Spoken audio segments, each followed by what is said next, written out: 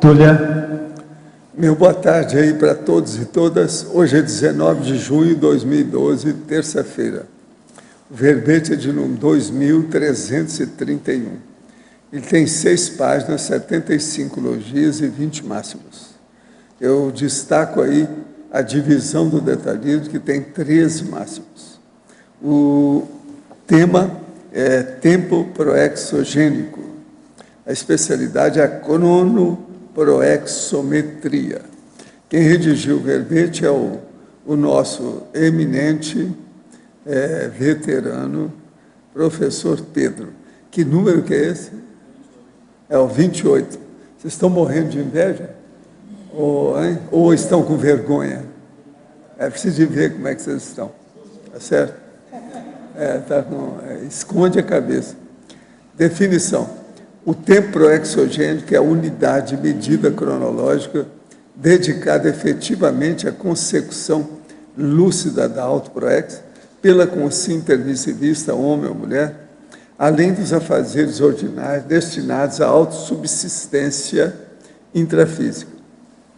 Agora, o holopenseiro pessoal da priorologia proexológica. O tempo enquanto bem valioso da autoproex. O ato de saber utilizar o tempo a favor do complexo.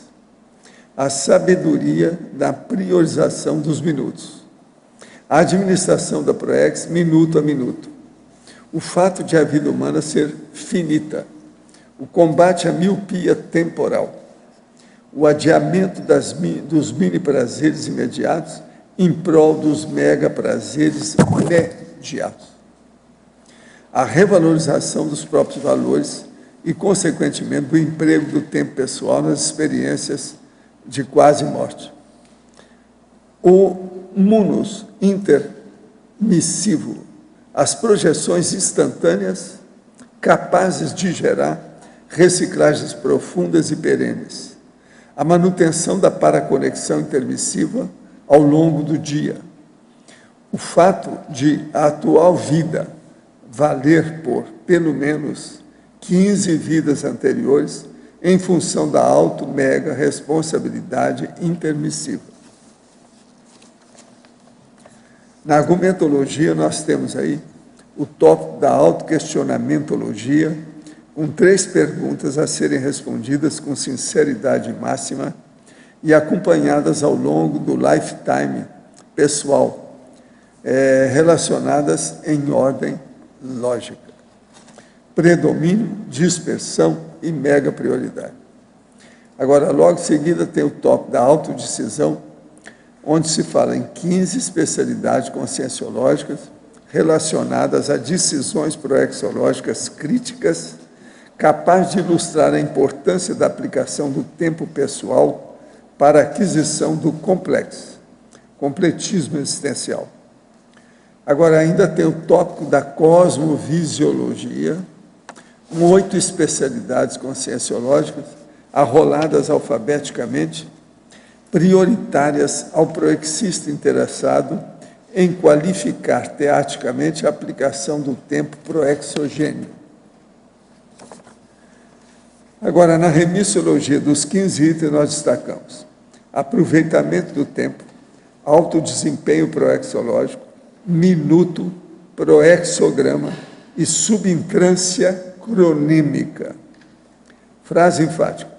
A qualidade da utilização do tempo intrafísico dedicado essencialmente às tarefas proexológicas demonstra, diagnostica e revela com exatidão o atual nível de holomaturidade pessoal. Você mantém-se constantemente lúcido perante a interação tempo intrafísico, programação existencial?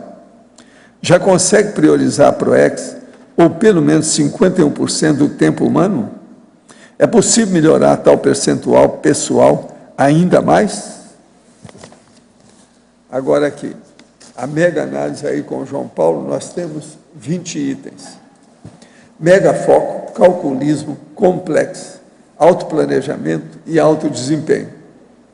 Cronopensenidade, prioropensenidade, prioridade, produtividade e oportunidade. holomaturidade, dedicação, auto-organização, taquirritmologia, intrafisicologia, interassistenciologia, cronoproexometria, cronoevoluciologia, autocronologia e autopriorologia. Agora, o verbete aí do dicionário hoje é paraescoltologia. O argumento está dentro da ele é interassistenciológico. Eu chamo a atenção para as pessoas verem os 10 itens que nós falamos da paraelencologia, que é justamente aquilo que a Mabel está estudando agora ultimamente, mais esse ano, sobre a paraelencologia. Aqui nós estamos dando algumas dicas da relação, da estrutura disso. Agora, eu quero dizer para vocês que nós estamos offline. Então, eu vou esperar para ver aqui, que nós já temos aqui de perguntas, são 7 até agora. Entende? Agora, vocês sabem, quando nós falamos aqui que são 7, tudo é conversa. Que às vezes você tem 5.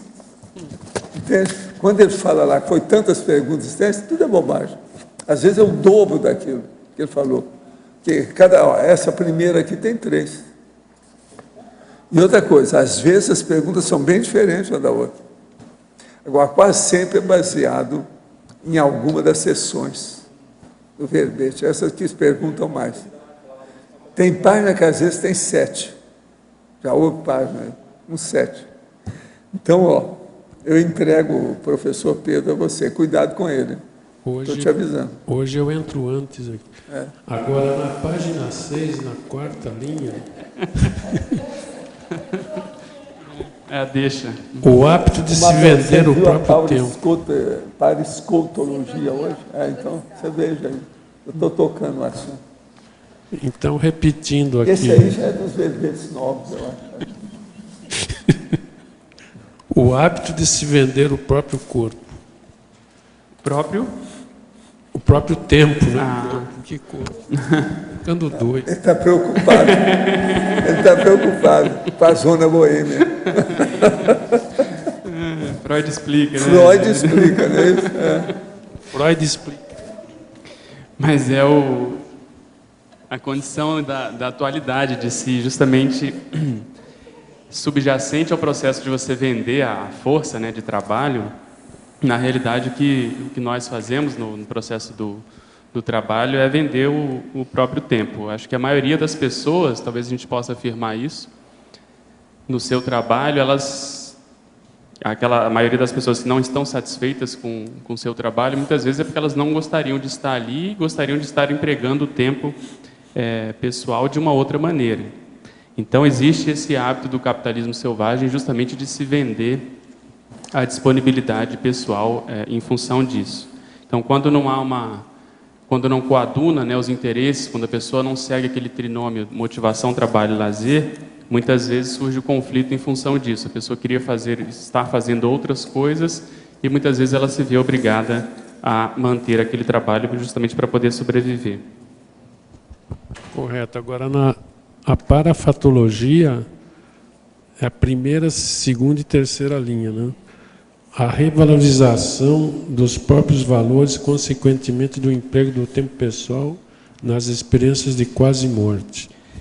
Sim, é o que a gente observa nesse fenômeno da EQM, que é um fenômeno crítico, um fenômeno que a pessoa fica ali na fronteira da dessoma, muitas vezes tem a oportunidade de decidir se vai continuar vivendo ou se vai para a dimensão extrafísica de vez. É justamente que ela chegou nesse limite por ter valores, às vezes ectópicos, às vezes valores que não coadunam com os valores intermissivos, com aquilo que a pessoa veio fazer.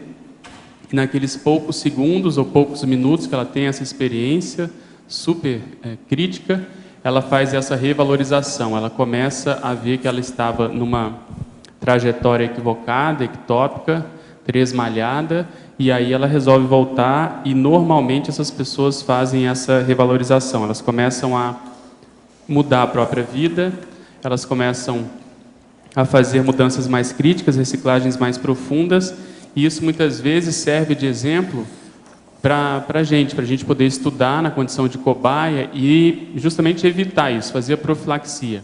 Não esperar chegar numa condição tão crítica para poder fazer essa revalorização. Então, um dos objetivos desse verbete é exatamente esse, a gente ficar questionando e o tempo todo atualizando os nossos valores, e é por isso que a gente na argumentologia colocou alguns questionamentos, algumas técnicas para ajudar nesse sentido, porque no final das contas, quando a gente voltar para a dimensão extrafísica, a gente vai acertar contas conosco mesmo em primeiro lugar. Então, é bom a gente saber se nós estamos fazendo aquilo que realmente nos dá mais motivação, mais interesse, vai render mais evolutivamente. Então, eu fiz esse contraponto com a EQM porque justamente faz a gente pensar no nosso caso. Tá, ok, obrigado.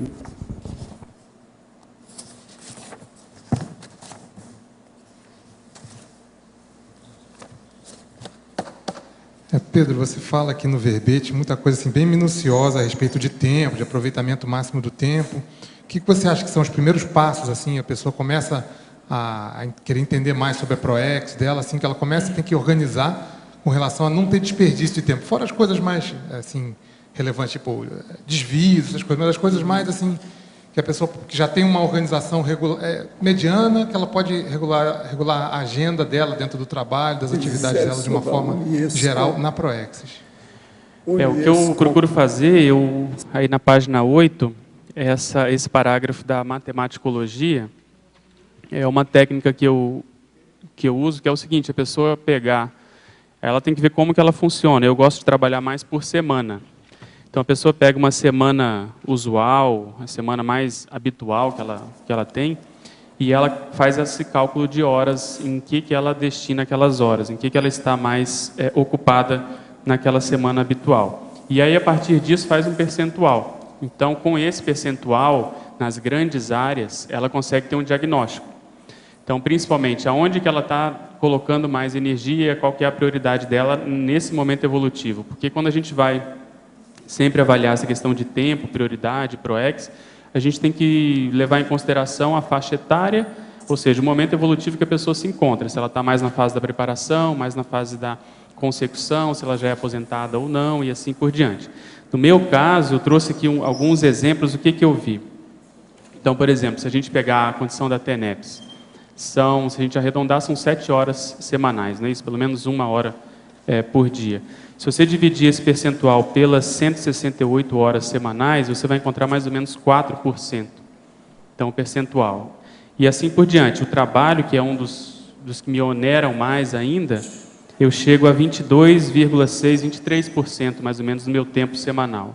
O sono, de acordo com aquela carga horária média de sono que eu tenho, vai para 27%, ou seja, é o que mais toma tempo. E se eu somar esse tempo que eu dedico ao sono, né, na recuperação do soma, e o processo do trabalho, isso aí já vai 50% da minha semana. Então, você ter noção dessas, não chega a ser desses ladrões do tempo, dessas demandas que a gente tem do tempo, ajuda a ver o que vai sobrar, o que a gente tem de tempo livre e extra para poder justamente priorizar a ProEx de fato.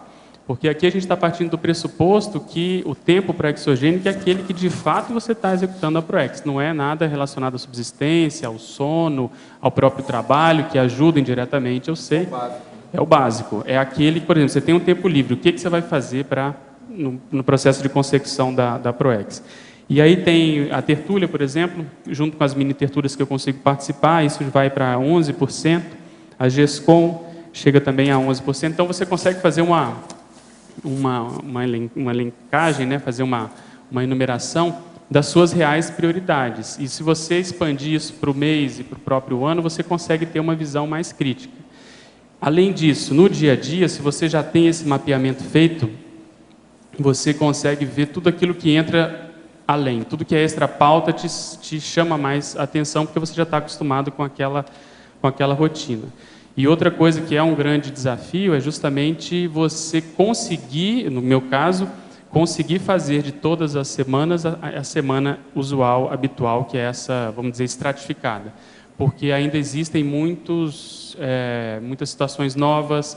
Por exemplo, as minhas semanas às vezes não são parecidas porque uma vez a cada 2 meses eu dou um plantão de final de semana, às vezes tem um curso, como teve esse final de semana, curso de imersão no acoplamentário, às vezes surge uma tarefa nova, por exemplo, a revisão. Então, isso tudo, de algum modo, a gente tem que considerar nesse cômputo geral de horas e no processo da PROEX.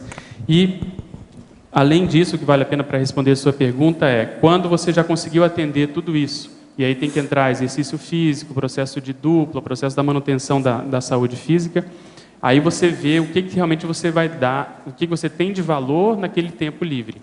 Então, a pessoa pode dedicar isso para escrever o próprio livro, para escrever um verbete, entendeu? Para preparar um curso, para preparar uma viagem. Nesse sentido, é que eu coloquei lá no final, essa ideia lá do gargalo, que é justamente saber fazer essa conciliação dessas várias frentes proexogênicas, e na última linha eu estou chamando do custo de oportunidade evolutiva, ou seja, o que vai render mais? A aplicação do meu tempo, o que vai me trazer mais retorno em termos evolutivos? Vai ser esse artigo, esse verbete, considerando aquilo que eu preciso, quer dizer, a experiência que eu ainda não tenho, preciso ter, a assistência que eu preciso fazer, a idade, entendeu? Então, tudo isso eu procuro levar em consideração no momento em que eu vou programar o meu dia a dia, a minha semana. Eu penso que a gente, na nossa realidade aqui, se você tem um voluntariado ativo, quem tem que ter muita disciplina, porque às vezes aparecem os convites de compromissos que vão passar a ser por um período constante, justamente, para não onerar demais essa carga aqui, percentual que você está fazendo. Né? Você tem que ter, ao mesmo tempo, uma flexibilidade para saber se aquele convite é uma prioridade, porque às vezes é uma coisa nova, uma oportunidade que poucas pessoas estão tendo.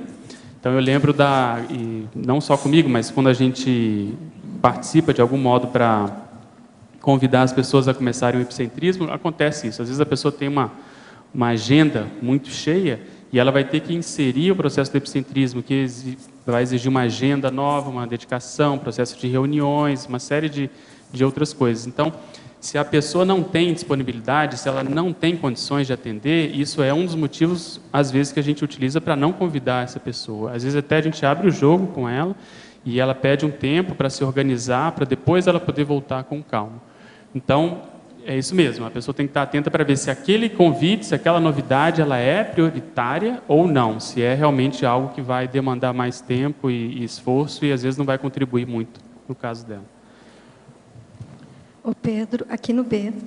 Pois não. Na página 6, na tecnologia, você poderia falar dessa aplicação teática da técnica do proexograma, por favor? Sim, é mais ou menos isso que a gente comentou, é fazer a matematização, a anatomização, principalmente das grandes áreas que você tem na sua semana, por exemplo, ou no seu mês.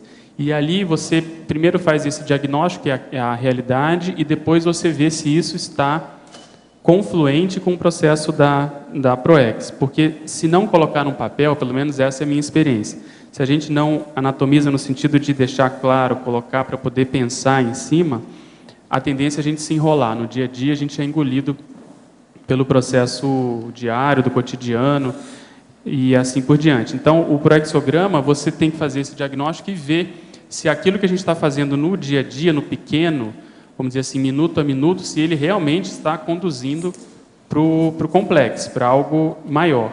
Então, esse proexograma, por exemplo, ele envolve, tem um verbete, se você quiser aprofundar, na própria definição do verbete, ele fala em fluxograma, por exemplo.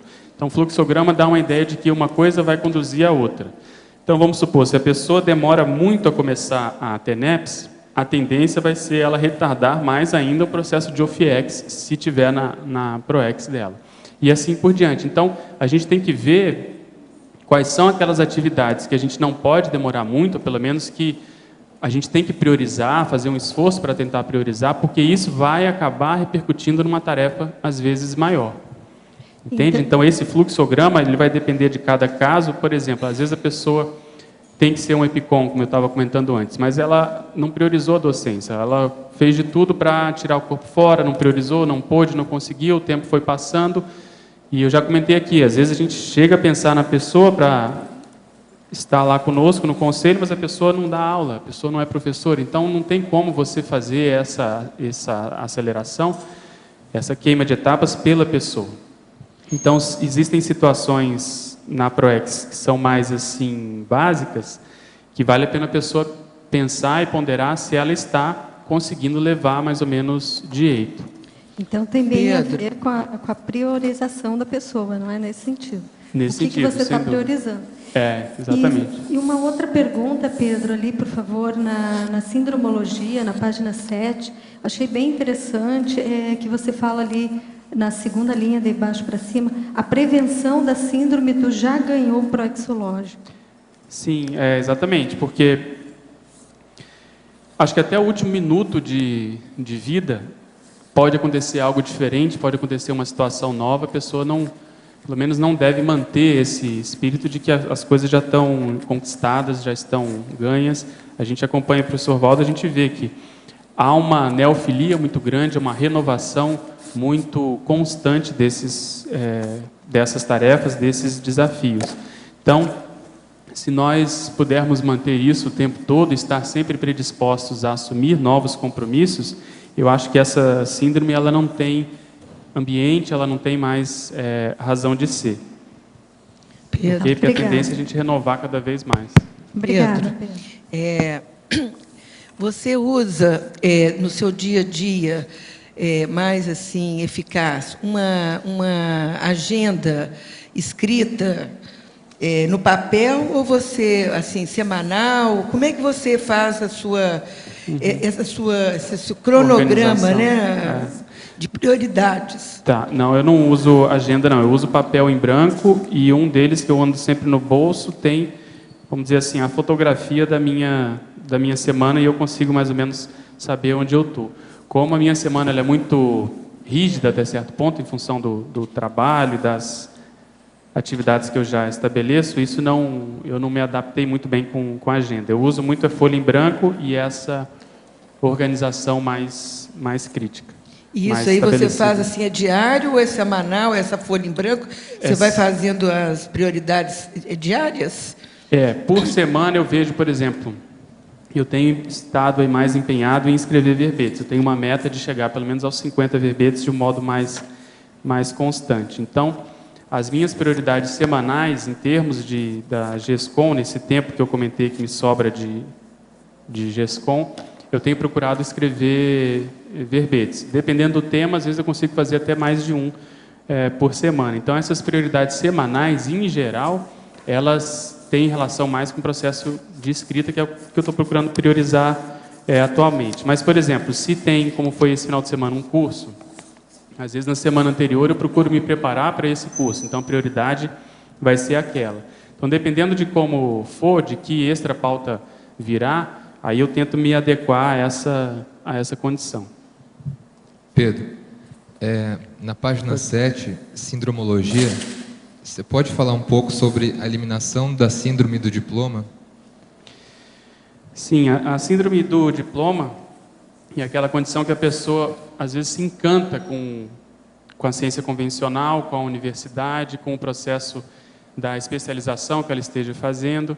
Então, eu já acompanhei alguns casos no Instituto, não só próximos, no caso de Brasília, próximos a mim, no caso de Brasília, como também no Instituto de modo geral, que a pessoa às vezes vinha bem no voluntariado e aí, ao pegar o canudo, né, ao concluir a graduação, ela começa a ter que entrar no mercado de trabalho e isso parece, a sensação que dá é que isso ativa de algum modo algo do passado, ela começa a exaltar aquela condição, ela começa a ir muito bem, a chamar muito atenção, principalmente se ela já tem alguma noção com o trabalho de energias, começam a surgir os convites, as pessoas do passado também começam a aparecer na vida dessa pessoa e há uma tendência dela começar a desviar, ela começa a colocar muito mais energia no processo de carreira profissional e aquilo tudo sobe, vem à tona, como se fosse o vinho, né? A pessoa fica grogue com isso, porque ela começa a chamar muita atenção e ela começa, aos poucos, a ir deixando de lado a PROEX, no sentido do voluntariado. Sim. Então, não que a gente seja contra a pessoa investir e ter uma carreira, pelo contrário, eu acho que a pessoa tem que se bastar, ela tem que se empenhar em ser um profissional competente, mas ela tem que ver, como a gente comentou antes, a prioridade dela qual é, e principalmente considerando o momento evolutivo. Então, dependendo do momento evolutivo, às vezes ela já consegue não priorizar tanto ou não ser a primeira prioridade, né, a primo prioridade, a condição da carreira profissional. Então, isso vai depender muito da maturidade, eu acho, de cada um e principalmente do contexto que a pessoa esteja inserida. Se ela já se formou, se não se formou, se tem ainda que brigar por um local, né, vamos dizer assim, um local mesmo no mercado de trabalho, se ela tem que procurar emprego, isso demanda uma certa prioridade na carreira profissional. Mas se não for o caso, vale a pena a pessoa ficar atenta com relação a isso. Porque senão ela pode cair numa vida, vamos dizer assim, na repetição de uma vida anterior, cair na mesmexis ou na automimese mais patológica. Então foi nesse sentido, só para chamar a atenção para isso. Para isso não servir como mata-burro. Tá, obrigado. Pedro, Jada, letra B. Dentro disso que você está falando aí, eu achei interessante aqui na enumerologia, na página 6, a questão do instante lúcido. Porque, às vezes, a gente se esquece que trabalho é uma ferramenta para que a gente consiga executar proex, assim como dinheiro, né? Dinheiro é importante, né, nessa intrafisicalidade, né? Então, essa questão de voto de pobreza, voto de castidade, tudo isso aí é bobagem. Na verdade, a gente tem que ter uma vida sexual ativa, tem que pensar em ganhar dinheiro, etc. Mas uma coisa que me chamou a atenção, que é a questão do instante lúcido, é justamente, às vezes, esses instantes que às vezes a gente deixa passar, onde a gente está mais amparado, onde aparece uma oportunidade assistencial, que ajudam muito nessa proex da gente. Às vezes você faz, por exemplo, você está procurando trabalho, aí de repente, num instante lúcido desse, você assiste aquela pessoa que a posteriori te oferece uma oportunidade que vai te fazer fixar na cidade em que você planejou, né, estar, etc. Eu vejo assim que, diante desse instante lúcido, você consegue montar essa agenda de papel aí que você estava falando, ou planejar na agenda eletrônica, porque te deixa lúcido para a realidade do planejamento, da importância do planejamento. Eu não sei se foi essa a ideia do raciocínio aí que você colocou, pelo menos eu vi dessa maneira. Bem isso mesmo. Onde quer que você esteja, a gente tem que manter a questão da lucidez. E isso envolve, muitas vezes, a pessoa lidar bem com situações que, às vezes, são, entre aspas, obrigações. Então, você comentou o processo profissional. Eu sempre cito meu exemplo, que quando eu mudei para cá, depois que eu já estava aqui há alguns meses, o meu trabalho era muito absorvedor, mais do que ele é hoje. E, às vezes, eu me via em conflito pelo fato de não conseguir voluntariar mais, de não ter mais tempo disponível, até que um belo dia caiu a ficha de que isso tinha sua razão de ser, e se eu ficasse conflitivo, assediado, e eu ia piorar tudo onde quer que eu estivesse. Então, você saber tirar partido de onde você está, não reclamar do processo. Se eu estava ali, tinha uma razão de ser. E a razão de ser principal era o fato de que eu precisava investir na carreira, eu estava começando a minha profissão propriamente dita. Então, depois que eu percebi isso, e principalmente depois que eu tive umas vivências multidimensionais no hospital, isso me ajudou a desassediar de vez, e eu comecei a perceber que mesmo lá eu conseguiria ajudar as pessoas, mesmo lá eu conseguiria desenvolver o meu parapsiquismo e principalmente eu poderia juntar as pontas. Então, se eu estivesse bem predisposto e, vamos dizer assim, mais apto a trabalhar com os amparadores, que é o que eu quis dizer nesse instante lúcido, onde quer que a gente esteja, a gente pode fazer essa diferença. Então, tudo vai depender do nível de desassedialidade que a gente se encontra onde quer que a gente esteja. Então, se você está mais desassediado, não interessa. Aí há uma tendência de você pensar melhor, como você comentou, de você entender mais o motivo desses encontros profissionais, esses encontros grupocármicos, esses encontros de destino. Você começa a ver a vida com outros olhos.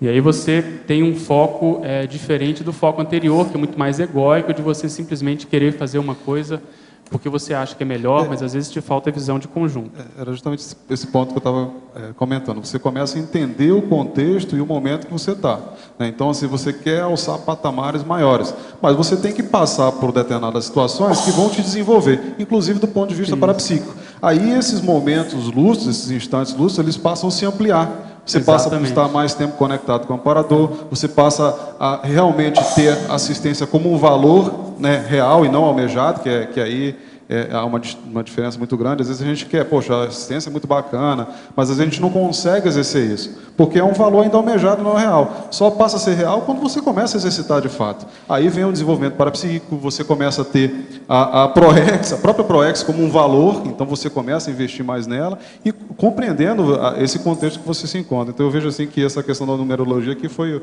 o ponto-chave, pelo menos para mim, é a questão do instante lúcido, né? Porque a partir do instante, vários instantes, você tem aí um dia, um mês, uma semana, uma vida inteira de lucidez, né? Bacana. É isso mesmo. E paradoxalmente, às vezes, quando você entende o motivo de ser do fato de, por exemplo, estar ali, às vezes é quando você começa a conseguir se liberar. Então, comigo foi exatamente isso. Quando a ficha caiu, eu parei de reclamar e passei a aproveitar, entre aspas, aquela situação, ter fair play com relação a isso, eu comecei a conseguir me liberar cada vez mais. Então eu vejo que tem muito disso que você comentou mesmo. Até que em binomiologia tem aqui logo no início, binômio, mini acertos diários e acertos existenciais, né? Então acho que tem tudo a ver com a questão dos instantes lúcidos para o dia, se estendendo para o mês e para a vida inteira, né? E outra coisa que ajuda nesse sentido é a gente não dividir muito, não setorizar muito a vida e, por exemplo, a pessoa achar que é muito estanque, que ela, por exemplo, na vida profissional, que não tem nada a ver com a ProEx, que não tem nada de processo evolutivo. É lógico que o percentual é menor, mas existe a razão de ser dela estar ali envolvida naquele contexto. Se, por exemplo, ela não consegue se liberar, por exemplo, pode existir um contexto de interprisão grupocármica. Então, ela tem que dar atenção àquelas pessoas e tem que tentar fazer o melhor que ela puder, justamente para poder se liberar ali. Então, essa visão mais de conjunto da própria vida, eu acho que ajuda a pessoa a conseguir se entender mais nesses diferentes contextos. Alô. Eu vejo assim que às vezes a gente passa por alguns complicadores, isso que você falou também é interessante. Por exemplo, eu escolhi minha profissão ainda criança, né? Eu sabia que queria fazer engenharia elétrica ainda bem novo mesmo. Então, assim, aquilo para mim era uma chave, né? O que isso significava, não sabia nem que existia a Conscienciologia, nem entendia direito da minha profissão, sabia que queria fazer aquilo. Mas, assim, ao longo do tempo, à medida que a gente vai amadurecendo, tendo experiências, e isso vai ficando claro, né? Assim, não dá para ser estanque, você tem que sobrepairar, às vezes, as situações para enxergar de maneira sistêmica, né? Para realmente ver que a nossa realidade, nossa manifestação sempre é multidimensional, e nunca nessa hora eu sou profissional, nessa hora eu sou conscienciólogo. Na verdade, é uma coisa só, né? Mas aí, obrigado, valeu, verbete bacana. Hein? Pedro. Obrigado a você. Pedro, Marilza aqui no B. Pois não. Eu queria que, por favor, você visse em fatologia, na 6ª linha, de cima para baixo, página 5, falasse um pouco dessa variável tempo nas autodecisões, o fluxo incessante do tempo e o poder do tempo. Porque me pareceu que você fez assim quase um crescendo aí, né? Sim. A ideia aqui foi justamente a gente parar para pensar no valor que a gente dá para o tempo intrafísico mesmo. E conforme há essa aceleração odierna, né, mais moderna dos tempos atuais, o tempo vai tendo um valor cada vez maior. Então, você, teoricamente, pode fazer mais coisas em menos tempo em função desse fluxo incessante. Parece que as coisas todas estão caminhando mais rápido. Você vê, a gente já está praticamente no meio do ano. Então, essa noção, essa sensação da passagem do tempo está cada vez mais intensa. Então, você saber tirar partido disso é que é o grande diferencial. E se não houver essa disciplina de fazer poucas coisas que vão crescendo, para no final você conseguir amealhar uma coisa mais substanciosa. Eu penso muito na questão da escrita, por exemplo. Se a gente não vai escrevendo aos pouquinhos e vai maturando para depois você ter seja uma obra, um verbete, um capítulo de um livro, seja lá o que for, você conseguir fazer ter essa disciplina para seguir esse fluxo, é muito difícil a pessoa conseguir isso. Então tem que ser realmente de pouco a pouco para a gente poder ter algum êxito nesse sentido. Você acha que esse processo pode desenvolver uma ansiedade nas pessoas? Quando as pessoas se perceberem que estão perdendo tempo, que não estão usando devidamente o tempo? É uma das principais causas, né? É justamente essa.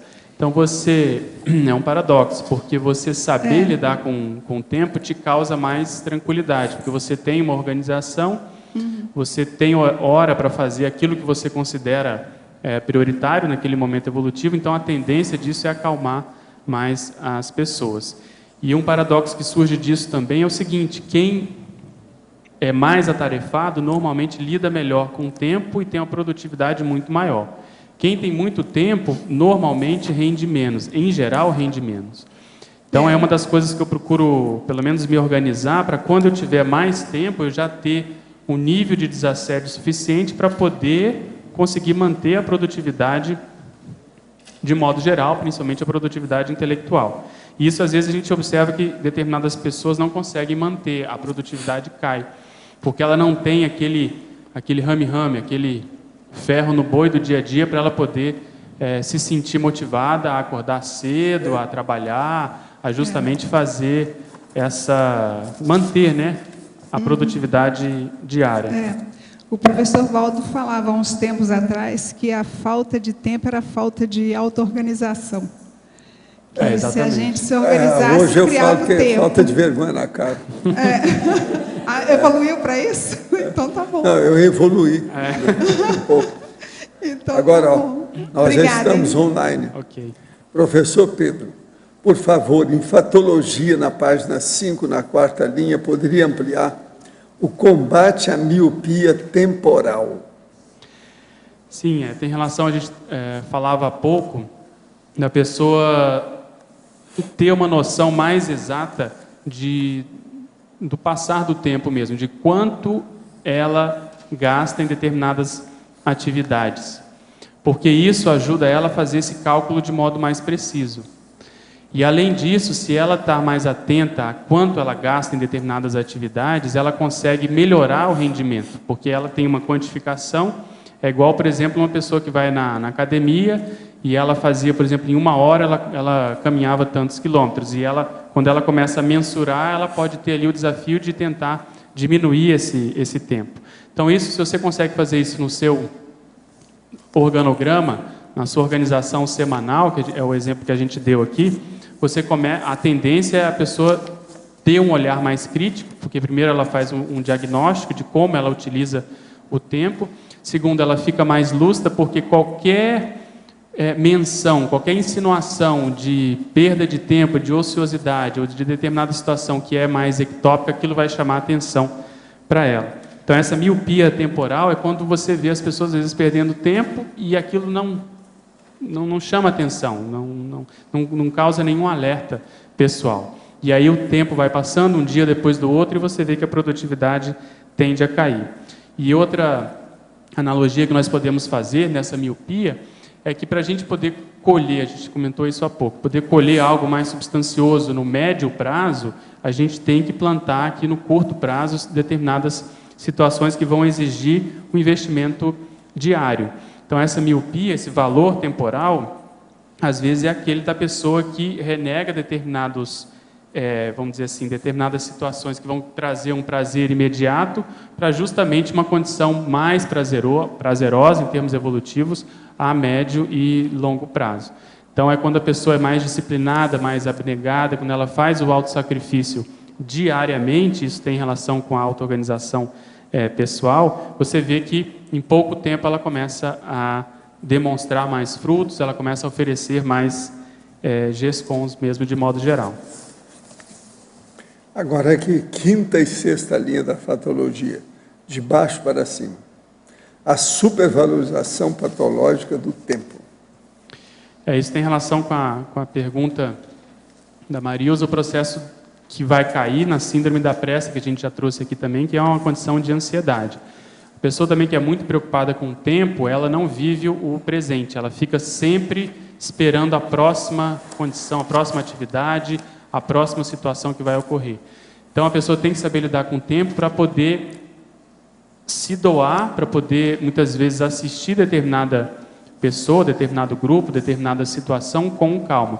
Porque se ela está sempre pensando na próxima atividade, no próximo minuto, no próximo dia, no próximo mês, na próxima semana, ela, na realidade, fica refém do futuro, a gente acho que comentou isso em algum lugar, e ela acaba que o tempo passa e ela não consegue produzir nada de substancioso.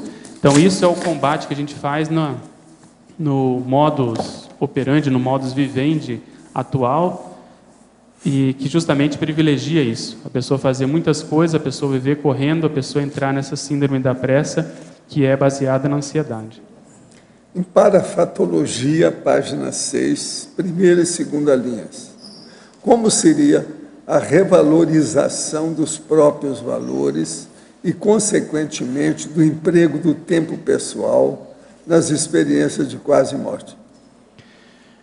A gente comentou o seguinte: essas experiências nos ajudam a pensar, a ponderar, principalmente essas experiências clássicas que as pessoas relatam, que normalmente chegaram na fronteira entre a vida e a morte, e elas fazem uma reperspectivação.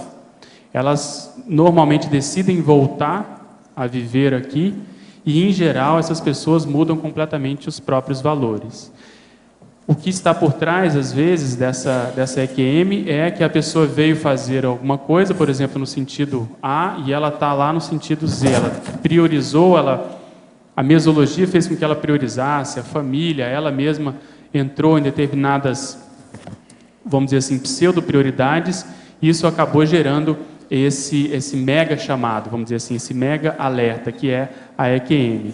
Então, normalmente, essas pessoas voltam e elas mudam quase que da água para o vinho. Elas começam a ser as pessoas, em geral, mais assistenciais, começam a dar valor mais, por exemplo, para os contatos humanos, mais para aquilo que vai ficar quando ela não estiver aqui, no caso, por exemplo, escrever livros e assim por diante. Então, a gente comentava que se nós pudermos nos espelhar nesses exemplos, ou seja, parar e pensar, se eu tivesse uma EQM, ou uma projeção, ou mesmo se eu dessomasse hoje, o que será que eu deixaria? Será que é isso mesmo que eu estou fazendo? Será que essas são as minhas prioridades reais em termos evolutivos? Então, isso faz com que a pessoa adeque, se ela não estiver, vamos dizer, convergindo nesse sentido, ela adeque os seus valores, as suas prioridades, os seus princípios, e aí, com isso ela pode ter um nível, vamos dizer assim, de satisfação íntima, de felicidade maior, e aí, se for o caso, se ela dessomar a paciência, pelo menos ela estava no caminho certo, ela estava dentro do fluxo. Agora, em Parafatologia, terceira linha. O numus intermissivo auto-para-deontologia. A gente trouxe essa expressão que significa o dever, quer dizer, a obrigação. É um sinônimo de para-dever. É aquilo que, de algum modo, nós nos comprometemos antes de ressomar. Nos comprometemos conosco mesmo, diante das informações que a gente obteve no curso intermissivo. A gente se comprometeu, por exemplo, também com as consciex que vão vir depois da gente, então nós vamos ter que entregar o bastão para essas consciex. Então existe algum nível de obrigação, algum nível de acordo, algum nível de tratado ou tratamento que foi feito para que a gente possa fazer a coisa acontecer, fazer girar. Ou seja, no nosso caso, e aqui eu chamei a atenção para o processo do curso intermissivo, é a condição da conscienciologia. Então, todos os nossos esforços, que hoje a gente está tendo mais ainda focado na produção escrita, eu acho que entra dentro disso. É uma obrigação a gente poder relatar como nós estamos vivenciando a conscienciologia na prática, em termos de autopesquisa, em termos de autoexperimentação, que isso vai ajudar as pessoas que vão chegar a entender mais essa neociência. Agora, Parafatologia, quarta e quinta linhas. Como manter a manutenção da paraconexão intermissiva ao longo do dia? Auto-para-procedenciologia, com uma vida tão tumultuada hoje em dia. Eu vejo que é um desafio, a gente comentou isso lá no final do gargalo. Agora, existem algumas técnicas, algumas situações que podem ajudar. A primeira delas é, no dia a dia, você, de algum modo, conseguir instalar um campo de trabalho a partir do estado vibracional. Esse processo de autodesassedialidade energética, ele ajuda você a se aproximar mais dos amparadores. Além disso, se a pessoa já é praticante da TENEPS, inevitavelmente, pelo menos 1 hora por dia, ela vai ter esse contato mais próximo, quase que obrigatório, quase que compulsório. E o que eu procuro fazer também, além disso, é ter sempre uma ideia em mente. Então, Eu comentei da condição dos verbetes. Então, eu procuro, mesmo no hospital, mesmo no meu trabalho, enquanto eu estou com alguma brecha de tempo, principalmente se meu trabalho está em dia, eu sempre levo algum trabalho no bolso em termos de ideias.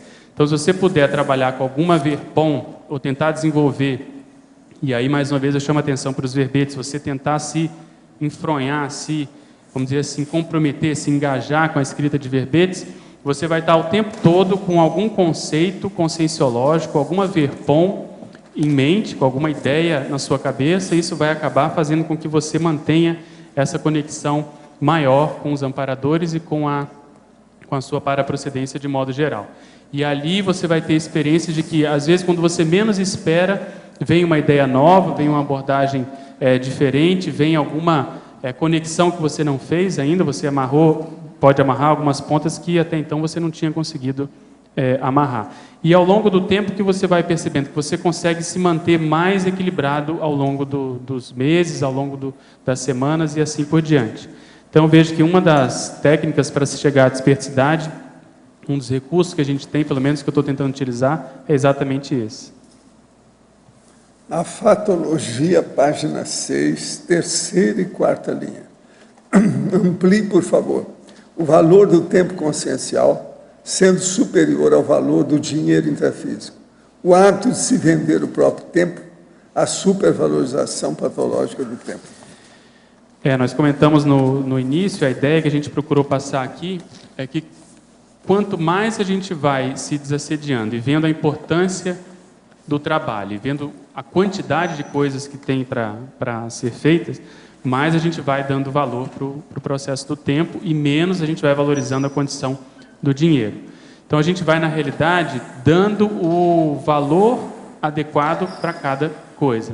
Então não é o fato de você menosprezar totalmente o dinheiro, que às vezes acontece isso. A pessoa começa a ficar tão empolgada com a conscienciologia que às vezes não dá valor para o processo profissional, às vezes ela não continua se aperfeiçoando em termos profissionais e assim por diante. A ideia aqui é você dar o devido valor para cada coisa e sabendo, vamos dizer assim, priorizar as oportunidades, principalmente no tempo livre, principalmente quando você dispõe do seu tempo. Então, o que você faz com o seu tempo livre? Se a pessoa já está mais atilada, ela já começa a pensar hoje o que ela pode, de fato, deixar para ela mesma numa próxima existência. Eu acho que essa seria uma síntese, né? A condição do auto-revezamento seria uma síntese dessa ideia que a gente procurou passar aqui.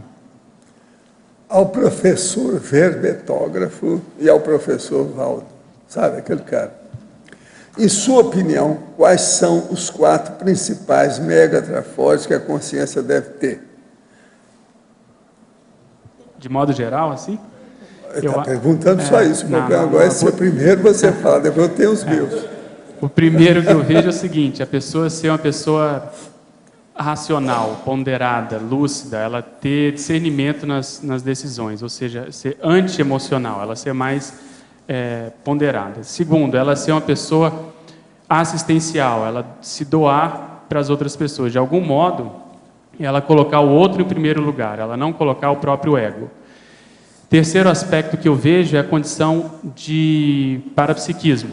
Ela tem que inserir o contexto multidimensional na vida, porque isso, para a grande maioria de nós, é uma novidade. A maioria não mexeu com isso no passado, ou se mexeu de um modo talvez não tão satisfatório, não tão funcional, às vezes até ectópico.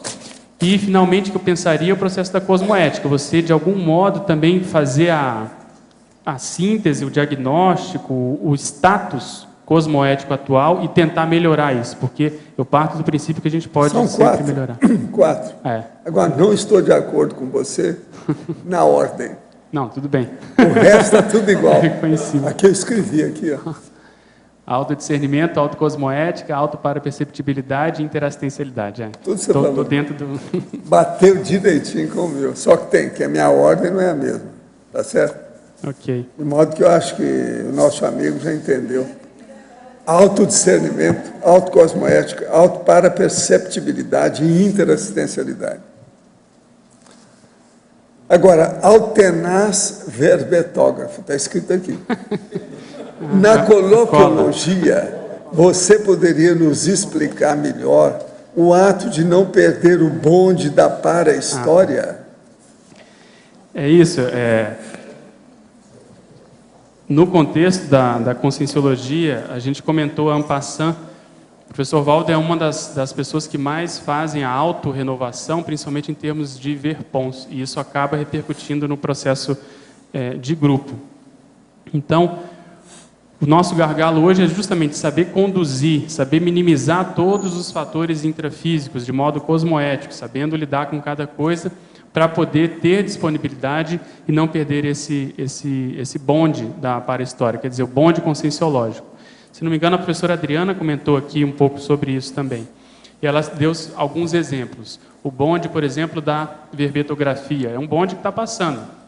E eu comentei também naquele verbete gap teático que há uma tendência de haver esse gap. Nós ainda não estamos muito atilados para quando a ideia nova chega, a gente já de pronto assumir e, vamos dizer assim, dar algum exemplo nesse sentido. Então, a verbetografia é um deles. Outra coisa que Como diz a Mabel, o povo tem dificuldade de sair da casinha. Isso. Às vezes fica fora do... Eu chamo que a pessoa tem dificuldade de mudar de bloco. Mudar de bloco, Ela está acostumada com uma determinada situação, status quo, e ela fica ali e tem dificuldade de adequar a situação nova. E o Losch fala muito isso, a própria convivência com o professor Valdo, que depois que ele veio para cá, a gente tem tido essa oportunidade, e agora cada vez mais, com as tertúlias, mini-tertúlias, com os cursos que ele promove aqui no tertuliário, principalmente para quem não é de Foz, para quem é de fora. Então, isso também seria um bonde que está aí, que está disponível, aberto a todos, e que muitas vezes a pessoa não aproveita. A gente lembra também que isso sempre acontece no voluntariado do Instituto, na época que foi a primeira IC, que esses bondes sempre aconteceram. Então, tem o bonde, por exemplo, da docência conscienciológica. Então, a pessoa tem que fazer um esforço para ela virar professor ou professora. Depois vem o processo da itinerância, e assim por diante, o processo da TENEPS, quando ela se vê encantoada pelo processo assistencial. Então, se a pessoa não se adequa, se ela não aumenta o passo, se ela não se apruma, ela muitas vezes perde esse bonde, ela chega atrasada. E a gente comentou isso aqui. Às vezes, um passo retardado, quer dizer, se ela fica retardatária nesses bondes, isso vai implicar numa assunção mais séria depois. Ela vai ter que assumir uma função mais prioritária, no caso dela, em termos até de Max Proex, mas ela não foi qualificada para isso, porque ela ficou ociosa, ficou de braços cruzados, entrou, por exemplo, quando a gente comentou aqui na síndrome do diploma, ela ficou encantada com a ciência convencional e, às vezes, isso fez com que ela perdesse esse tempo. Então, esse bonde da para-história é exatamente isso. Você conseguir se auto-desassediar para você estar no local certo, com as pessoas certas, no momento certo. Como realizar a administração da PROEX minuto a minuto? Fatologia, linha 3. Eu vejo que é você estar mais antenada, mais lúcida. Você criar, como a gente comentou antes, criar recursos que te façam manter a conexão com os amparadores, com a paraprocedência, com a extrafisicalidade. O exemplo que eu dei aqui, que eu procuro seguir, é tentar trabalhar com as energias quando eu chego no meu trabalho, para criar um campo, instalar um campo de trabalho e ter sempre em mente alguma ideia nova, alguma ideia conscienciológica, já convergindo para o processo de verbete. Então, esse verbete, por exemplo, ele surgiu exatamente disso, porque eu comecei a reparar que existem condições, situações, priorizações que eu me sinto mais motivado em termos proexológicos, porque isso vai me render mais evolutivamente, é lógico, do que determinadas situações que também são positivas, assistenciais, mas que não vão me render tanto. Então, sabendo fazer esse cotejo, a pessoa tende a conseguir administrar mais a PROEX assim, mais próxima, e não ficar, por exemplo, só contente ou satisfeita com os grandes feitos, com aquelas grandes realizações. Não, às vezes no pequeno, no dia a dia, ela consegue também essa satisfação. Parafatologia, linha 3. O que vem a ser o númus intermissivos, a autoparadeontologia. Você já falou aí, mas a gente comentou, outra pessoa. Isso, que esse munus é tudo aquilo que, de algum modo, te obriga. É o dever que você tem, a responsabilidade que você tem com alguma pessoa, com alguma ideia, com algum grupo, com a família, por exemplo. E aqui o que nós chamamos a atenção é o processo intermissivo. É a nossa responsabilidade para com o curso intermissivo. Então, isso envolve o processo pessoal, em termos de PROEX, aquilo que você, ou eu, e todos nós viemos fazer aqui, que basicamente depende do nosso caso, porque a gente tem o melhor perfil, a gente de algum modo foi preparado para isso, a gente tem que responder por isso. E além disso também, o processo de heterorevezamento, ou seja, aquilo que nós vamos deixar aqui para as consciex que vão ressomar ainda. Então eu comentava dos artigos, se a gente puder escrever artigos relatando como é a nossa vivência na Conscienciologia, nossa experiência, como foi ou como está sendo essa condição, isso vai ajudar as pessoas a perder menos tempo. Porque às vezes uma palavra que você usa, uma expressão, um exemplo que você dá, pode ser uma senha para essa para esse neo-intermissivista, para essa pessoa que está chegando. Então a ideia é justamente a gente chamar atenção para isso, para esse processo de para-responsabilidade. Na sindromologia, poderia nos detalhar a eliminação da síndrome do diploma? Isso, a gente comentou também que é para a pessoa ficar atenta, porque uma das coisas que nós mais fizemos no passado, principalmente quem é intermissivista, foi mexer com ciência, foi mexer com filosofia, foi mexer com a academia de modo geral, com as universidades. Então, muitas vezes a pessoa, caso, por exemplo, do inversor, ele vem vindo bem, mas ao reencontrar determinado grupo, quando ele está na graduação, quando ele está se formando, aquilo começa, de algum modo, a fazer evocação do próprio passado, ele começa a achar aquilo tudo muito fora de série, fica encantado, entra no canto da sereia e, de algum modo, ele começa a supervalorizar essa situação, que eu, como eu comentei, ela é importante, ela é fundamental, mas a gente tem que saber dar o devido valor. Então, normalmente, nós já fizemos isso muito no passado. Então, se a pessoa entra nisso e, por exemplo, se ela tem algum viés de ter, assim, de ser miserê, de não lidar bem com dinheiro, às vezes, pela profissão, ela começa a querer ganhar cada vez mais dinheiro, começa a priorizar cada vez mais, às vezes usa a desculpa do pé de meia e ela vai se afastando daquilo que ela realmente veio fazer. Então, é só para ter atenção e saber dar o devido valor para essa condição. Há um mês, iniciei um processo de escrita que começou com frases soltas e evoluiu para poesias rimadas, muito bem escritas, com temas urbanos e outras poéticas. Quem lê se emociona. Estou bastante assustado porque o processo é muito intenso. A informação vem em blocos e tenho que registrar rapidamente no computador. Em 30 dias já recebi 130 poesias, chegando a redigir 8 numa só noite. Me formei em letras em 78, mas nunca atuei nessa área. Gostaria de poder reconhecer se é um processo de expansão de consciência, algo neurofisiológico ou na linha da psicografia. O que o senhor poderia dizer sobre isso? Isso é psicografia. Psicografia inicial. Agora, vê se começa a aparecer psicografia em prosa, mas que tem essência técnica. Isso é que é a melhor coisa. Que assim, com o tempo, você pode ter orientação para o seu trabalho, principalmente se você estiver praticando a terapia. Há poucos dias, no meu trabalho, um evento me chamou a atenção. Com a intenção de fazer uma brincadeira, uma colega me cutucou com um lápis de madeira. Ela e eu tomamos um susto ao ver o objeto estourar e partir em dois, voando para longe. Eu não senti nada no local, e o objeto quase não chegou a tocar minha pele. Que poderia ser isso? Isso aí mostra que tem efeitos físicos.